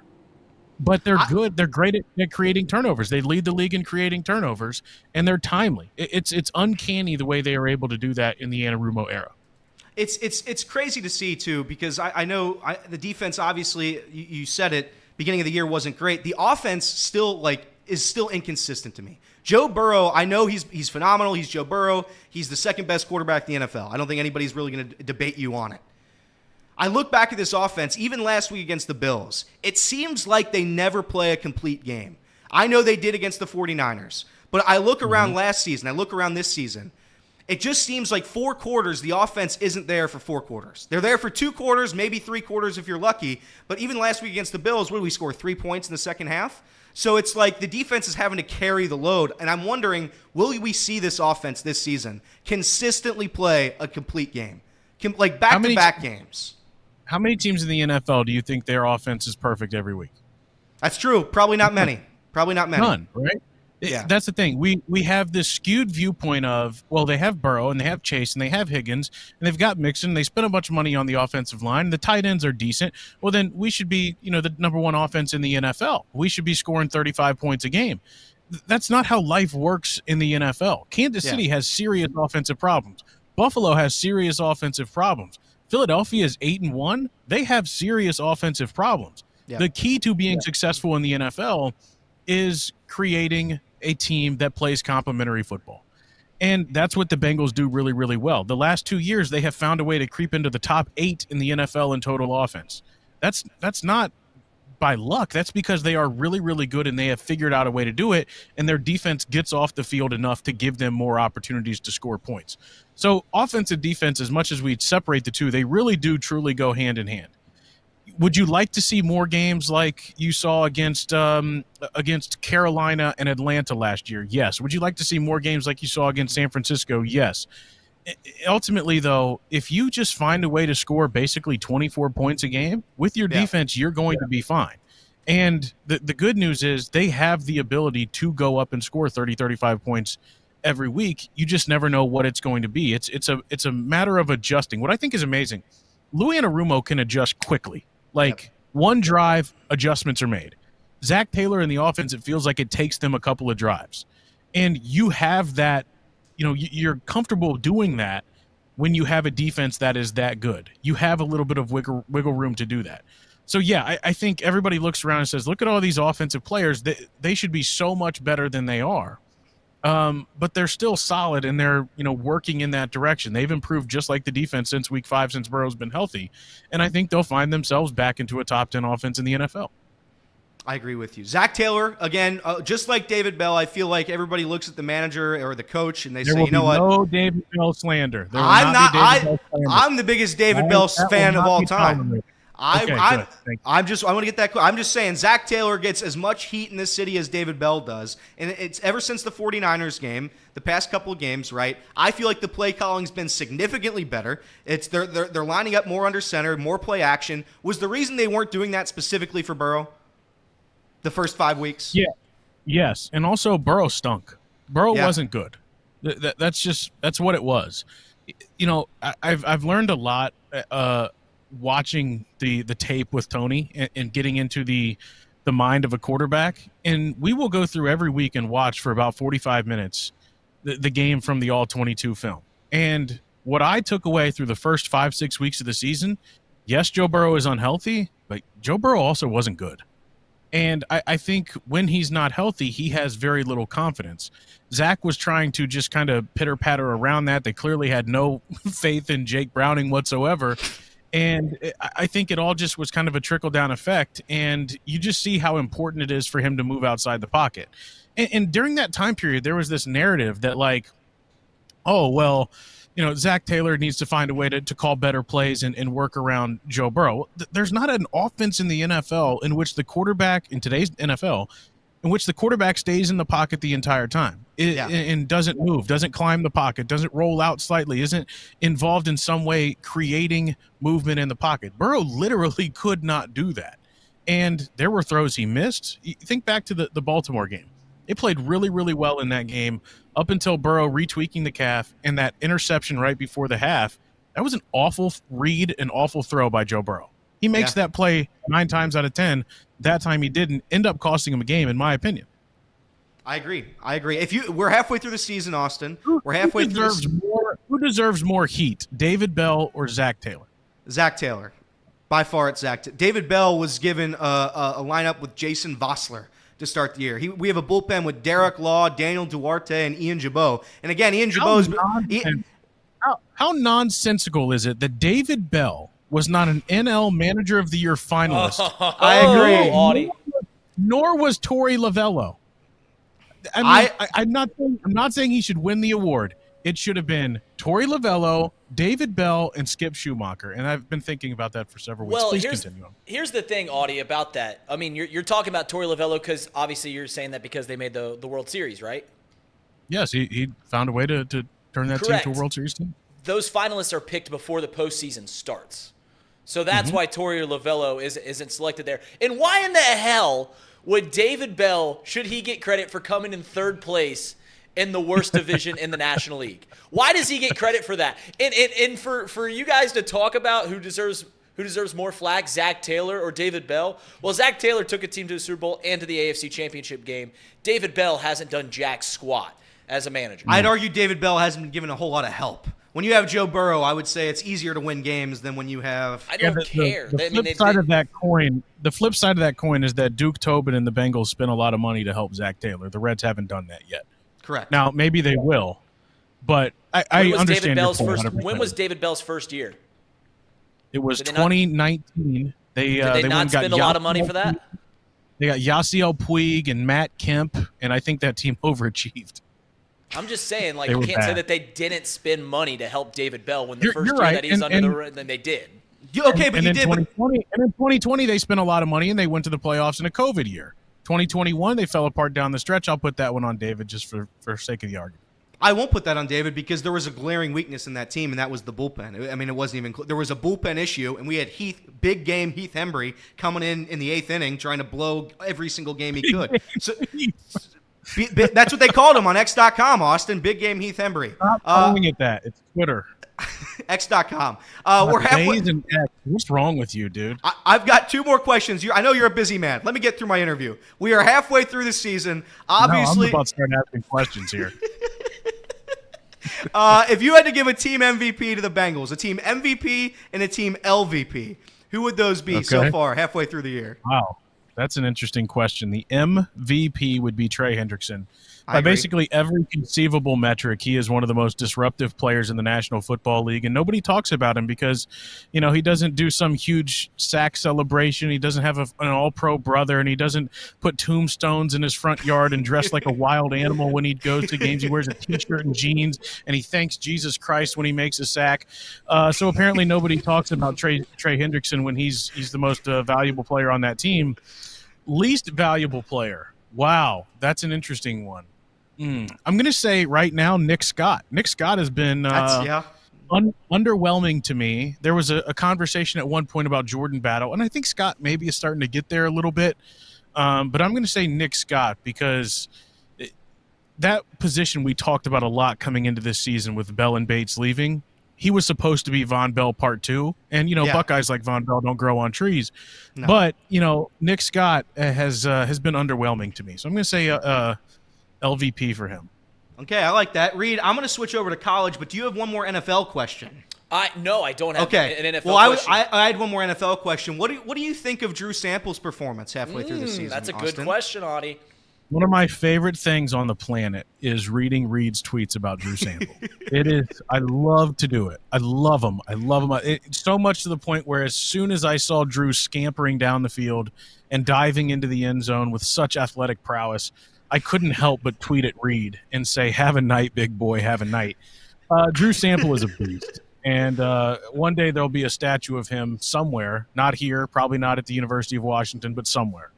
We should replace Fountain Square with a statue of Drew Sample. He's the hero that we deserve. It might end up being in Hamilton, really. Well, it is the city of sculpture. It is the city of sculpture. Let's just put him right. It might be. Yeah. Smack him right dab in the middle of it. All right, my last question for you, Austin. You're the busiest man in sports media, so this is the last question I have. I'm going to let you go. I'm going to switch over to college. Do you think Penn State should suit up tomorrow? At this point, it's a national security concern, right? I mean, when Harbaugh and his guys Stallions are hiding in plain sight, dressing up like detectives with their camera and their glasses on the sidelines of Big Ten opponents, photographing signs. How is this safe? How is this safe, and where is the justice? What has come to America? What has come to it, Austin? I'm tired of it. Well, lives are not at stake in this particular situation. However, the kids' lives, Austin. The kids' lives. It's all about the children in college football. That's right. I was having this thought the other day. I don't give a damn what happens to Jim Harbaugh. Like I'm not worried about him. He can stay. He can go to the NFL. I don't care. What I want is a significant leveling punishment to the University of Michigan football program. I want them embarrassed. I want them postseason banned. I want them losing scholarships. I want them to be unable to use the transfer portal for like 15 years. I want that program on its knees. I don't give a damn what happens to Harbaugh, because Harbaugh, before all this started, was a mediocre coach. He couldn't coach at the University of Michigan. He stunk in the Big Ten. So keep him around as long as you want. Penn State should suit up. Penn State should kick their ass. I hope they do. Problem is they've got an idiot on their sideline as well, James Franklin. So, who would you want coaching your college football team, James Franklin or Jim Harbaugh? That's a tough question. I mean, Ohio State fans like myself, we celebrated in our group chat, like all texts, how when Cincinnati hired Scott Satterfield and Louisville fans were excited, that's how we felt when James Franklin got an extension from Penn State. We were ecstatic that he was going to be the coach of Penn State for several years to come. So, two bumbling idiots on the sidelines coming up this weekend, maybe some punishment coming out this afternoon. Can't wait. Really? Yeah, it's going to be good. Austin, thank you very much for coming on our show on Friday. I know you've got a show to do. That's 12 o'clock on ESPN 1530. It's Cincy 360 with Austin and his little quarterback friend who makes this joke. I was not your boss, by the way. Stop telling people that. You were my boss. That's factually accurate. Anybody want to fact check that, you go ahead and try. He was my boss. That's ESPN 1530 at noon. Cincy 360. Austin, where can people find you? At Audie Elmore, AUTYELMORE on Twitter and on Instagram, on 700 WLW as well, at ESPN 1530, all over the place is where you can find us. Thank you guys so much for having me. It's always fun. All right, we'll see you, Austin. Love you. Reed from Reed misses you. Elliot. See you, Audie. I love Reed. Love you, Austin. Love you. Oh, he's gone. He left. It's just another joke. I mean, Ellie Roo. Nobody loves me. That's just what it comes down to. Nobody loves me. I love you a little less because I wanted to ask Austin a question. I said, come to me at the end of the I was trying to ask. I don't know what you wanted. Well, you said, do you have an NFL question? I didn't have an NFL question. I was gonna do an Ohio State bit. Damn it! Well, I already did. You should have told me. You should have told me you had another question then, because I thought it was gonna be for sure about Drew Sample. That's what I was. No. It was gonna be about Ohio State. Do you want me to get him back on the horn? No, it's okay. I was just gonna do a little trolling. It's okay. I was gonna ask why they wanted Big Daddy NCAA to defeat Michigan since Ohio State can't do it. Something along those lines. Well, it's okay. That's fine. And now it's time for the midseason awards. I wish we would have rehearsed that. I should have told Reed what I was going to do there. We're running short on time. Yeah. We're running short on time. Midseason awards, the NFL. I saw people were doing this all over X.com. So I'm going to do it now. The best players throughout the league so far, 2023. My rookie of the year. We're going to go around the room. My rookie of the year. Without question. Austin mentioned his name. C.J. Stroud. He has 14 touchdowns. He somehow has only thrown one interception. That interception, by the way, was the Texans then forced a fumble on it, and they got the ball back, so they didn't really even switch possessions on it. He's got 2,200 yards. He has a 62% completion percentage, and he's leading a terrible team to a 4-4 record. Some are saying similar to the Reds, just absolutely no expectations, and out of the blue, a superstar saves him. So that's my rookie of the year. Yeah, I mean, if you're going to take C.J. Stroud, who I think has that, at least the offensive side of that pretty much locked up, I said, all right, I'll look at the defensive side. And when you look at the defensive side, it really comes down to two people. And I'm going to take the road less traveled. I think Jalen Carter is a lot of people's defensive rookie of the year. I'm going to look at Devon Witherspoon. I think Witherspoon for the Seahawks has played very, very well. I think he's a big part of the resurgence of that defense. And I know that they just gave up 37 points or whatever to the Baltimore Ravens. But this is a team that's going to make the postseason. This is a team that still might win that division. I know that sounds crazy with the 49ers still in it. Yeah. The 49ers might lose this weekend. So Witherspoon is a big reason. I think he's a big get for the Seahawks, and I think he's going to be a star in this league for years to come. So once again, C.J. Stroud's going to have the offensive rookie of the year locked up. The only guy that can maybe take that is like Puka Nacua if he goes on another tear, although I see him starting to trail off. But Devon Witherspoon. No Stafford. That'll be tough. That's a good pick. Casey? Yeah, I mean, everyone probably is expecting C.J. Stroud to win Rookie of the Year. I think that's pretty much a lock. But I'm going to cheat a little bit and say the Lions rookies, because Sam Laporta and Jahmyr Gibbs, they've really taken that Lions offense up a notch. Another underrated pick would be Jordan Addison, but without Kirk Cousins, that's going to be kind of hard to continue going forward. So I'm going to cheat and say Jahmyr Gibbs, Sam Laporta, that duo right there. We questioned the Lions when they made those draft choices. They're panning out. They're working. So if the Bengals had listened to you and we drafted Sam Laporta, would we be a Super Bowl contender? Oh, absolutely. Bonafide I mean, Super Sam Bowl Laporta contender. right now is a top 5 tight end, and he can block. I mean, he does everything. So That's fair. he's great. That's fair. Offensive player of the year. I went a little under the radar pick here. I went A.J. Brown. Austin Elmore just said it. The Eagles' offense has been struggling. There's been one bright spot other than Jalen Hurts, and that's A.J. Brown. A.J. Brown has 67 catches, 1,000 yards, and 6 touchdowns. I know everybody's talking about Tyreek Hill. He has a couple more receptions and a couple more yards and a couple more touchdowns. So why am I picking A.J. Brown? I think A.J. Brown means more to the Eagles than Tyreek Hill means to the Dolphins. I firmly believe that. A.J. Brown's been a phenomenal player offensively. He's one of the greatest receivers in the game. It's a real shame the Titans just couldn't. I mean, Titans are such a joke. But I'm glad he found his way home to Philly. That's my offensive player of the year, halfway through. You want a surprise pick for offensive player of the year, and I'm looking at value here, like what he means to a team.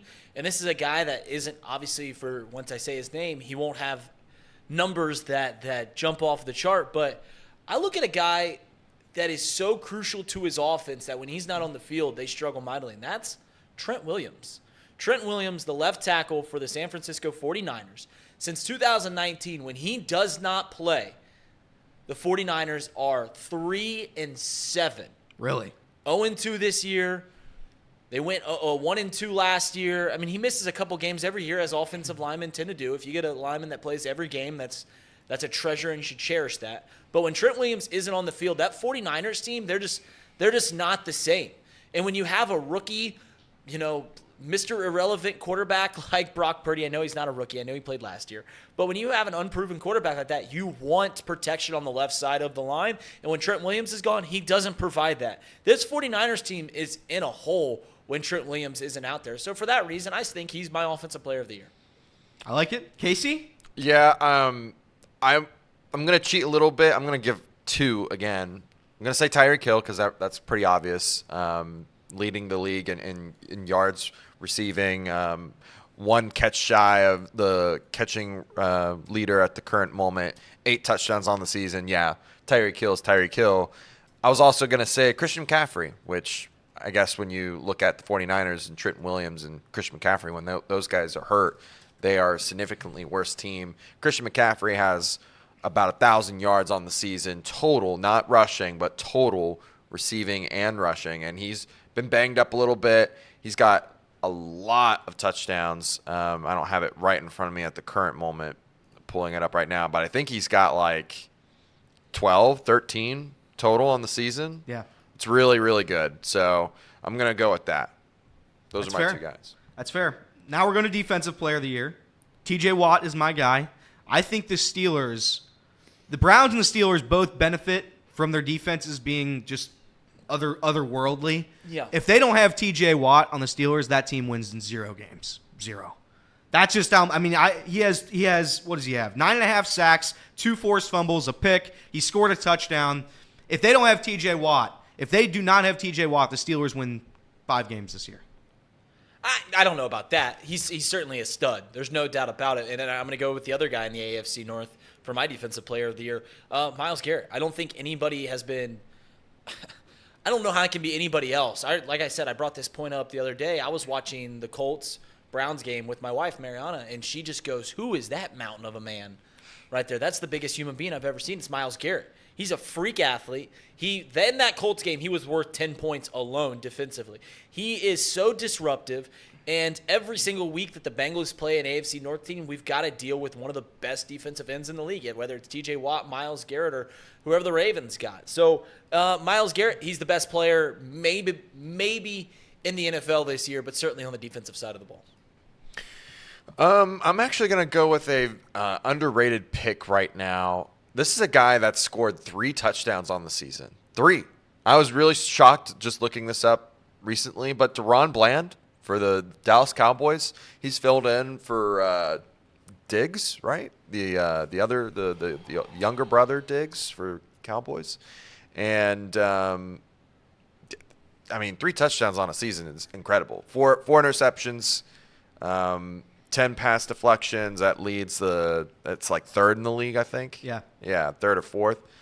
I'm going to go with that. Probably very underrated pick. I mean, if you got like another interception or 2 and another touchdown, I mean, you got to consider it at that point, right? Yeah.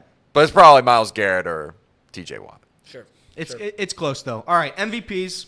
MVP is my MVP without question is Lamar Jackson. He's got 1,900 passing yards. He has 9 touchdowns, 63% completion percentage, also while having 440 yards rushing and 5 touchdowns there as well. If the Ravens, similar to TJ Watt, if the Ravens don't have Lamar Jackson, that team does nothing. And I know everybody's saying they had Huntley and God knows whoever the past couple seasons when Lamar gets hurt. That's fine. You can say whatever. Lamar Jackson is absolutely playing up to MVP-type caliber right now. Without question, he's my MVP halfway through the season. The Ravens have no receivers. They drop every pass they have. I stand by it. They drop every single pass they have. Lamar has just he's got a 40-year-old Odell Beckham who hasn't been relevant in 10 years. Honest to God, Lamar Jackson should be given way more praise than he's given.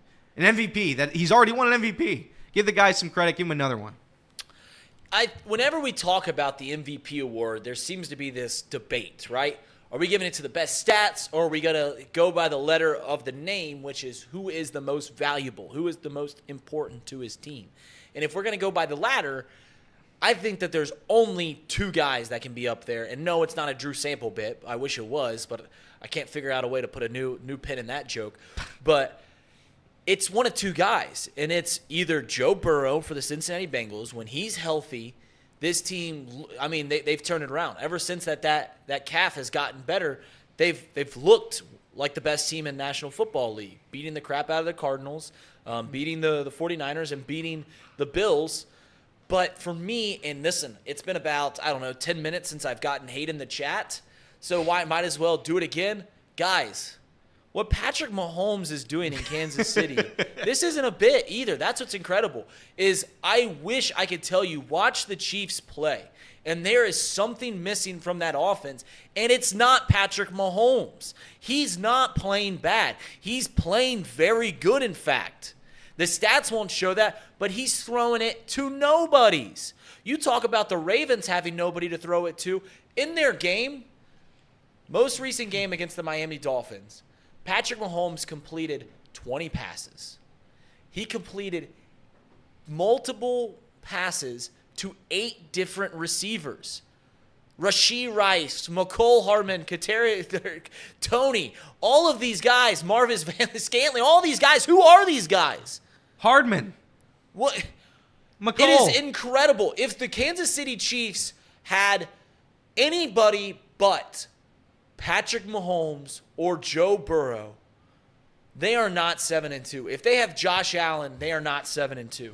If they have Jalen Hurts, they are not 7-2. If they have Lamar Jackson, they're not 7-2. The reason that they're 7-2, the reason that they have the best record in the AFC is because Patrick Mahomes. We are getting to a point with him, and once again, I'm not trying to do a bit. I'm not trying to get everyone riled up and make you think that I'm some Patrick Mahomes lover here, but we are getting MVP fatigue from Patrick Mahomes because he deserves the award every year. That's fair.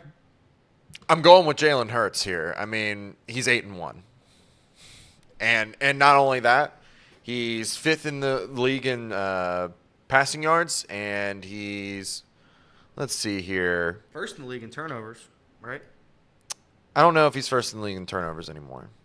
But he's got 7 plus 15. That's 23 touchdowns on the season. He's got 2,300 throwing yards and 300 rushing yards. I mean, got a better QBR, top 5 in the league. Yeah, I'm going with Jalen Hurts. And that's fair. All right, after that, and this is everybody was going to hate on this one, your Super Bowl champion halfway through the year. So I brought this up before the show. I thought it was going to be silly and stupid because that's what I am. I was going to do, if you had to crown the Super Bowl champion halfway through, who would it be? And Reed and Casey both looked at me with disgust in their hearts. So I'm going to give my Super Bowl champion halfway through. My Super Bowl champion is the Baltimore Ravens. Congratulations to them. It comes with no prize, no monetary value, no recognition whatsoever. But you are the midway point Super Bowl champions. So Elliot says, let's do these midseason awards. So he starts rounding them off. Let's do MVP. All right, Offensive Player of the Year, yes. Defensive Player of the Year, yes. Then he said, let's do Rookie of the Year. And I said, offensive and defensive like they do in the NFL? And he said, no, just Rookie of the Year. I was like, all right. And he's like, all right, give us a Super Bowl champ. I said, what the hell does that mean? He goes, who's your Super Bowl champ?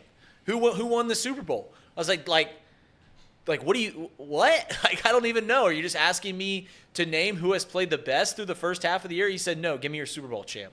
So my Super Bowl champ, I don't know. Sure, give me the Ravens because they played the best football this year. Maybe it's the Cincinnati Bengals because they got hot towards the end of the year. They got into the postseason, and they just got feisty in the postseason. So that's certainly a route you could have taken if you weren't being such a smart little goose over there. You're a smart little goose making fun of my bet. Casey, who's your Super Bowl champion? I'm going to go with the Eagles. It's fair. No analysis needed. They're the best team in the NFL. You can certainly pick the Eagles. That's it for that. All right, that was silly. But I told you, when I host this show, eventually things are going to go off the rails. Things are off the rails again. That's my bad. I try to get them back on, but for the rest of this show, I'm very sorry for you all. It's going to go off the rails. Bengals, Texans on Sunday, 1 o'clock. I said before that game against Buffalo Sunday night, I was downtown working with Betfred, the greatest sportsbook known to man. I was there working their tent. We had a video board. We were showcasing the game. Come down and see us if you're ever downtown for a Bengals game. I said to Austin and James Rapine, both Bengals knowers, I said if they win this game, which they eventually did, if they beat the Bills, the Texans game next Sunday, which is 2 days from now, that's gonna be the biggest trap game of all time. I still believe it now. T. Higgins is out. Jamar Chase, questionable. I bet he does play. I'll go around the room and ask if these guys think he will. But as of right now, I think the Bengals not only don't cover the spread, I think they lose this game. I don't think there's a rational reason for thinking this. I just think when you come off a bye and you just shut up every single doubter, and not only the national media and your own fan base, you destroy the 49ers on their home turf. You kick the Bills' ass again. Now you're playing a Texans team who is 4-4, was not supposed to be this good, with arguably the hottest quarterback in the league right now, arguably. Coming into your place, Paycor Stadium, asterisk Paul Brown. I think this is a tough game for the Bengals. Not because of T. Higgins. I just think I don't know if they're going to get up for it. And that's it's just a crazy fan thinking that. But I don't know. I think it's a trap game. I think the Bengals lose this game. Here's the thing about the trap game, and I've been saying this point that if the Bengals can't beat the Texans without Jamar Chase, then what are we doing as fans? Well, this team isn't who we thought they were, and then that's no disrespect to the Titans, maybe a little bit, but we are much better than them. And a wide receiver is worth a point in a game. I mean, I know Jamar Chase is crucial. I know he's one of the best receivers in the league, and now T. Higgins is out, all well and good. But if we can't beat the Texans without those two, once again, what are we doing? And I think that Bengals fans still have their mind warped about the way we used to be. And I am beckoning Bengals fans, don't be scared of the old Bengals, right? Yep. Don't be scared of the Andy Dalton Bengals. Don't be scared of the Carson Palmer Bengals to where they're playing really good, right? They just played their best 3 games of the year, and then a team that they should beat pretty sure-handedly comes into town, and then you lose. Because that's what those teams would do. Don't be scared of that. Because that's not what this team has shown to be. The last time that they let up was against the Jets 2 years ago against Mike White. We haven't seen it in 2 years. And this is an NFL where any given Sunday a team can win. If they do lose, we can react to the Bengals at that point, right? We can react and say, okay, maybe this is the Bengals of old. But when this team hasn't shown us that they're that team, then we can't treat them as such.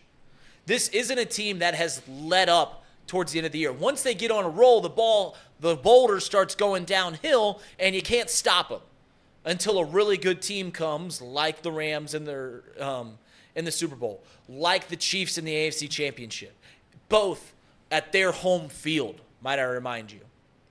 So until that happens, I can't be scared about a trap game. I can't be scared about a let-up because, once again, that's not what this team has shown us to be. That's not who Joe Burrow has shown us to be. That's not who a Zach Taylor team has shown us to be. They've shown us 2 things, and 2 things only. That this team is absolutely Super Bowl contenders towards the end of the year, and for the first 5 weeks, they just piddle-pat around the NFL. But at this point in the year, for the past 2 years, they have been juggernauts. So don't be scared of the old Bengals until they show us that they are the old Bengals, because that's not who this team is. It's fair.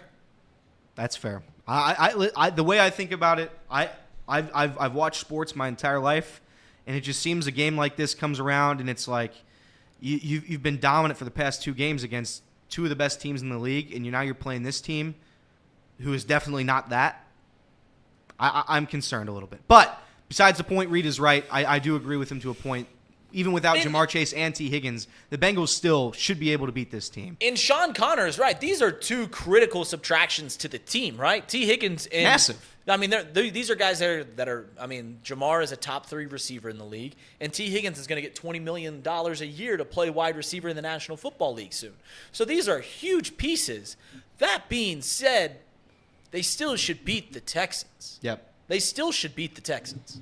And we've talked about it. There's 3, I would say, really winnable games left on the schedule, right? There's 3 games where you look at them and you're like, they have to win.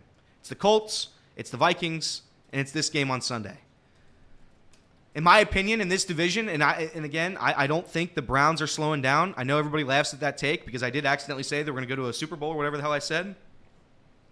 I think the Browns are damn good, man. If Deshaun Watson can figure it out just a little bit, they're gonna be up there with the Ravens fighting for the top of the division. I think the Bengals can still win this division. I still think they can get the 1 seed, but it starts on Sunday. You beat who you're supposed to beat, and you move on to next week. You take it game by game. Austin said it earlier in that interview. Biggest game of the season's coming up next Thursday. We have to win this game. We have to get to 6-3. We'll play the Ravens. We'll beat them, and we'll be tied for the division. I guess with tiebreakers, we wouldn't be tied for in first place. But you get my point. It starts this Sunday. They're going to have to win this game. Yeah, I remember. So I went to the Titans game, right, for that bachelor party, and my buddy, I'm down bad, right? I get primal during sporting events that I love. And I didn't talk for the entire second half of that game besides just pouting, moping, and all this stuff. And my friend just kept saying, beat the Cardinals, beat the Seahawks, 3-3 into the bye. And I wanted to fight him because that assertion made me want to puke after what I just saw. The fact that he thought that they were going to get to 3-3 after what we saw for the first 4 weeks was absolutely disgusting.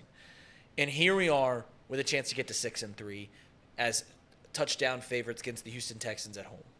Once again, if the Bengals can't beat the Houston Texans at home without Jamar Chase, without T. Higgins, then they're just not simply as good as we think they are. And yeah, I'm putting the Bengals in a tough corner by saying that, because if they lose, I have to come in here and be like, this team isn't as good. But I'm comfortable saying that because this team should do that. This team absolutely should do that. Now they can lose this game and then come back and beat the Ravens on Thursday Night Football and beat the Steelers on the next week, and I can report to it. That's the best part. You can change your opinion on a week-to-week basis. That's right. But this team, absolutely, we just can't be scared of being the old Bengals. I'm going to ask you guys. I asked Austin this. I'm going to ask you guys. I probably should have told you before the show, but I'm going to try to give you some time to think about it. If you had to pick a key to the game, what would it be? Because my key to this game, you're playing a quarterback who has proven, at least this year, he is not going to make mistakes. If they're going to lose that game, it's not going to be because of him. C.J. Stroud doesn't lose games for the Texans. If Jermaine Pratt can force some more fumbles, if we have Trey Hendrickson getting to the quarterback, if we can put pressure on this guy, force an interception, force a fumble, the Bengals are going to win this game. I know it's easy to say that if you win the turnover battle, you win these games, but it's true. This is a quarterback who hasn't made mistakes all season long. If the Bengals are able to put pressure on him in a road environment, I do say the fans at Paycor, I've been a couple games this year, it's electric. It's electric. It's certainly a home field advantage. I think C.J. Stroud, if he's going to throw turnovers, if he's going to lose footballs, fumble it away, Bengals win this game. That's my key to the game. Get the defense involved early and often. Put pressure on them. Yeah, the Bengals defense, you listen to national media people, and they talk about the Bengals defense like they hit the jackpot every Sunday and they just get 3 turnovers. And at some point it becomes a recurring theme. There's a reason that the Bengals lead the NFL in takeaways. And that is because this team is very, very good at doing just that. They win the turnover battle, and we don't turn the ball over very often. That being said, it's exactly who you think the key to the game is, and that's with T. Higgins out and Jamar at very best going to be not at 100%. The key to the game is going to be this wide receiving crew. Can Yoshivas? Can Charlie Jones? Can they fill in the holes that would be T. Higgins? I don't know. Now, I think that we have a very talented wide receiving room. I think that we've got a slept-on tight end room, and I think that the conscious efforts to get the tight ends involved has paid dividends, and it really stems from being able to go under center and do some other things. But I think it just comes down to, can these wide receivers come out? Against the Browns last year, we were missing a couple wide receivers. I think we had Jamar, but we didn't have Tyler Boyd and T. Higgins, and we saw Trent Irwin and Trent Taylor play a good game. And part of the reason that they played a good game is because that Joe Burrow found them open. I think Joe Burrow has the ability to elevate his wide receivers, not always the other way around. I know some people want to detract from Joe Burrow and say that Jamar Chase and T. Higgins are the reason that Joe is who he is. I think at certain times it can be the other way around, at least for T. Higgins' sake. So I think it's just, can this wide receiving group show out and fill the gaps? Can we get open enough so that Joe Burrow can feed them the ball? Can this offense score 25 points and win? And I thought Audie Elmore in your interview brought up really good points. People look at an NFL game and we say they haven't played a complete game. The Bengals only didn't score 3 points in the second half. Yeah, that's true. Yeah, they've maybe played one complete game, but if you watch enough NFL games, no team goes down and scores every time down the field. If you score 30 points in the NFL, that's a lot of points. 100%. That's a lot of points. It's not college football where the score is going to be 45-42. That's not what happens. It's not a Madden game to wherever gets the ball last wins the game. So I just think we have to calm expectations here with this offense. Yeah, this team should be scoring 25 points every single week. But when they don't, you can't say that this offense is underachieving. That's fair. Casey? Yeah, I mean, my key to this game is going to be limiting the big plays. They really like to use Tank Dell. He's very shifty, very fast. They were able to just throw all over the field against the Bucs last week, and they had, 3 or 4 different receivers get over 100 yards. I think the key to that is playing, not allowing anything deep. So you got to let everything out underneath and then let them drive down the field, just like Elmore kind of said. Bend, don't break at that point. They really struggle to run the ball right now. So when it comes down to that red zone stuff, when they're trying to punch it in, I think we'll excel in that area. I think that's the key to this game. Limit the big plays. Keep everything in front of you. When it gets into the red zone, stop them. You should be able to do that if you believe in this Bengals front seven. So. That's fair. And that's fair. All right. So we're going to transition now. This is towards the end of the show. We're going to do chat power rankings. We're going to give our picks of the night. All right. And we're going to transition into box lunch. If you're not a box lunch member, we're going to play a very fun game today. Maybe 2 rounds of it. I don't know yet. We'll see. But right now it's time for everybody's favorite segment, the chat power rankings. Give me 1 second while I set this up. We're doing high school picks today? Am I doing the high school picks? I'm not. I didn't come prepared. Ooh, Ellie Roo. Let me. You do the chat power rankings. When chat power rankings are done, I will have us do very serious high school picks. And for shits and gigs, maybe we throw up a state of Ohio and you got to guess where these teams are from. Ooh, okay. All right. That will be fun. All right, number 6 on this week's chat power rankings. Everett. Everett's elite. Everett's the guy. I'm really sad that Ramley is dead and Reed and him can't repair this relationship. I hate that. I love Everett. They were best friends. They were best friends for so long, and now it just seems like... I apologized. I know, but you wronged him so many times that... I wronged him one time. I timed him out. A couple times. I'm sorry, Everett. It just seems like Reed was playing for the bit, and it didn't work. I'm sorry, Everett, but you were a top 6. Number 5, Mr. Mo, GOAT. Mr. Mo's the GOAT. I put Moeller Crusader because every time I see Mr. Mo, I think of Moeller. I don't like Moeller, but I like Mr. Mo. So shout out Mr. Mo, the biggest Buckeye fan in the world. That's my guy. Number 4, Sirboy. Sirboy looks like... I haven't been able to look at the chat too much today, boys, but has Sirboy been mean to me in the chat? He's been calling you frick. I keep seeing Z's. Is it because I'm boring him? Is that what it is? Sirboy finds me boring? I don't know. Sad to see, but Sirboy's number 4. Number 3, Justin. Justin's the best. Ever since he had that fight with Tom, he has been a top 3 member in this chat, undoubtedly. So Justin, number 3, top 3, well done. People are going to be shocked by this.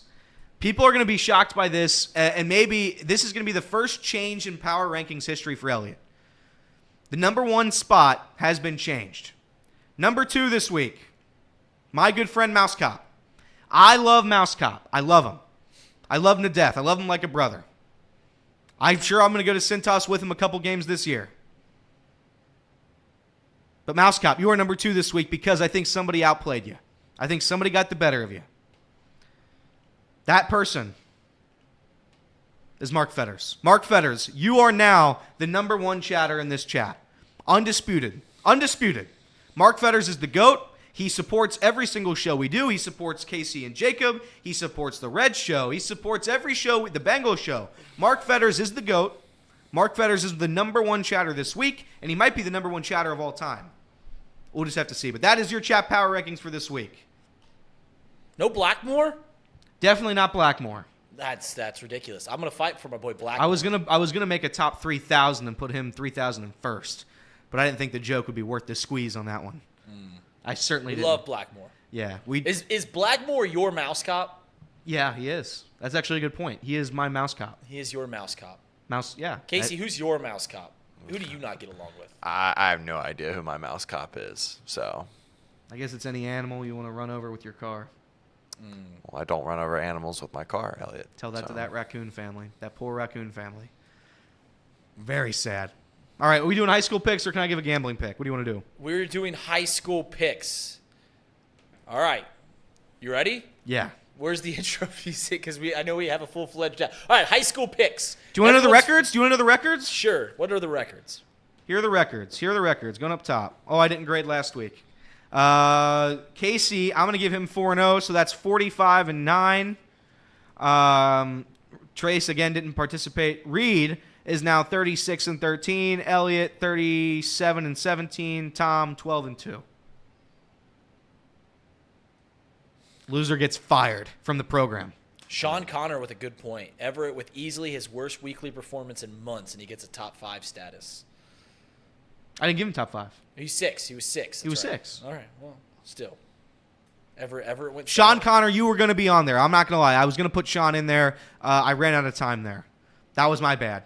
Sean, I love you. And everybody else in the chat. Molly, too. All right. High school picks. We're going to start with Division I because I know that's all you care about. That's correct. That's all anybody cares about. The Cubs fans, Mason versus Mr. Moe's alma mater, Moeller High School. Who you taking? Not Moeller. You're taking the Comets, the Mason Comets. That's right. I'm taking Moeller because they're starting quarterbacks from Hamilton. Okay. There we go. So Reed and I we both picked that game using no statistics or anything. Well, I just don't Moeller's like gonna Moeller. win. And Moeller's you gonna like their quarterback because he's from Hamilton. Hamilton beat Mason like 37-6. So. Really? Oh, yeah. That's sad. All right, Casey? Moeller, Mason. I'm going Moeller. All right. Fair enough. We're going to go the other Division I game. Undefeated Princeton. What's their mascot, Elliot?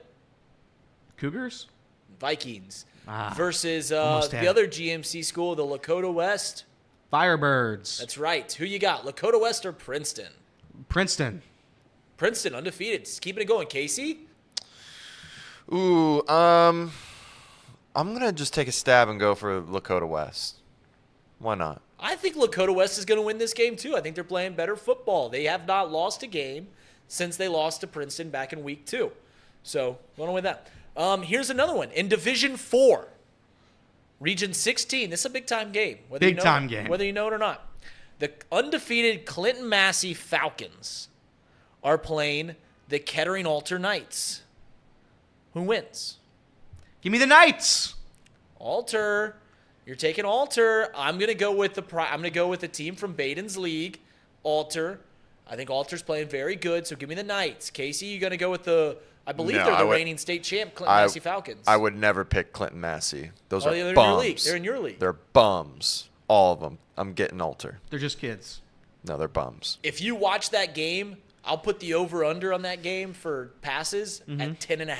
Really? Both teams. Alter runs a wishbone. Clinton Massey runs the wing tee. They ain't throwing the ball more than 10 times in that game. All right. This is for Chase. Chase has been wanting us to do MAC picks all year long, and I'm finally going to give him a MAC school. 2 MAC schools playing tonight in the regional semifinals. The Minster Wildcats versus the Marion Local Flyers in Division 7. What the hell is MAC? What is that? It's the Midwest Athletic Conference. There's 10 teams in this league. They win 2 to 3 football state championships every year. Really? Yeah. What? Okay. All right. Divisions 5 through 7. Who's the first school you said? Marion Local versus Minster. Minster. That's a terrible pick. Why? Marion Local hasn't lost a game in like 10 years. I'm going to go Minster. Let's go Minster Magic. I'll just pick Marion. Marion Local from Maria Stein, the Flyers. When these two teams, when Marion Local and Coldwater play, these schools have about 300 kids that go to each school. Yeah. So like they graduate like 30 kids in a class. Their split the pot when they play each other is like $11,000. It is crazy how many people go to these football games. It is this MAC football. If you've never experienced it, if you want to experience the high school football, go to a MAC game. Go to Marion Local versus Coldwater. If you want to experience an Oktoberfest, go to Minster's Oktoberfest because it's fantastic. They serve beer in milk jugs. It's great. Let's go Minster. All right, the final game. Biggest game of the week. Here we go. The Baden Rams, 12-0, trying to get back to the regional championship once again. They've done it every year since 2019. Or the Wapakoneta Redskins. Who you taking? I'll take a Wapakoneta. Wapakoneta. I love their roster this year. Love them. They got a great quarterback. They bring back their quarterback. He's the coach's son, a sophomore. sophomore. He played in this Nepotism. game last year. It was 16-9 last year. Same running back, same quarterback. I think Baden's in for a little bit of a problem. Casey, who do you got? Baden hasn't lost a game in how long? They have not lost a regular season game since 2019, week 7. That's wild. I mean, that's preposterous. They do tend to lose playoff games, but it's normally the regional championship. And this is the semifinals? Or is This it? is the regional semis, yes. I'll take Wapakoneta. Why not?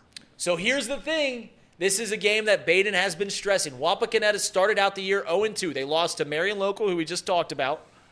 Then they lost to Defiance, who's not very good. And I think they won like 9 games this year, but they're typically not very good. Since they lost that second game, they have won every game by an average of 30-plus points. They've outscored their opponents 394 to 53 over the last 10 weeks. So this is going to be a tough game. But I think Alex Ritzy and the Baden Rams get it done tonight. They bring it home to Hamilton. Yes, good for them. Baden Rams. Yes. I'm cheering. I'll be cheering them on from the sidelines of my house. Yes, I do, Chase. I remember driving past that Neil Armstrong exit. They got an aerospace museum in Wapakoneta. Yeah. They also had a giant greenhouse. Yeah. Like I'm talking like 4 acres big, and it would glow. I lived in Lima, you could see the glow from Lima, which is 20 miles away. And then it blown down because they get a tornado like once a year. I'm not laughing at the tornado. I'm very sad.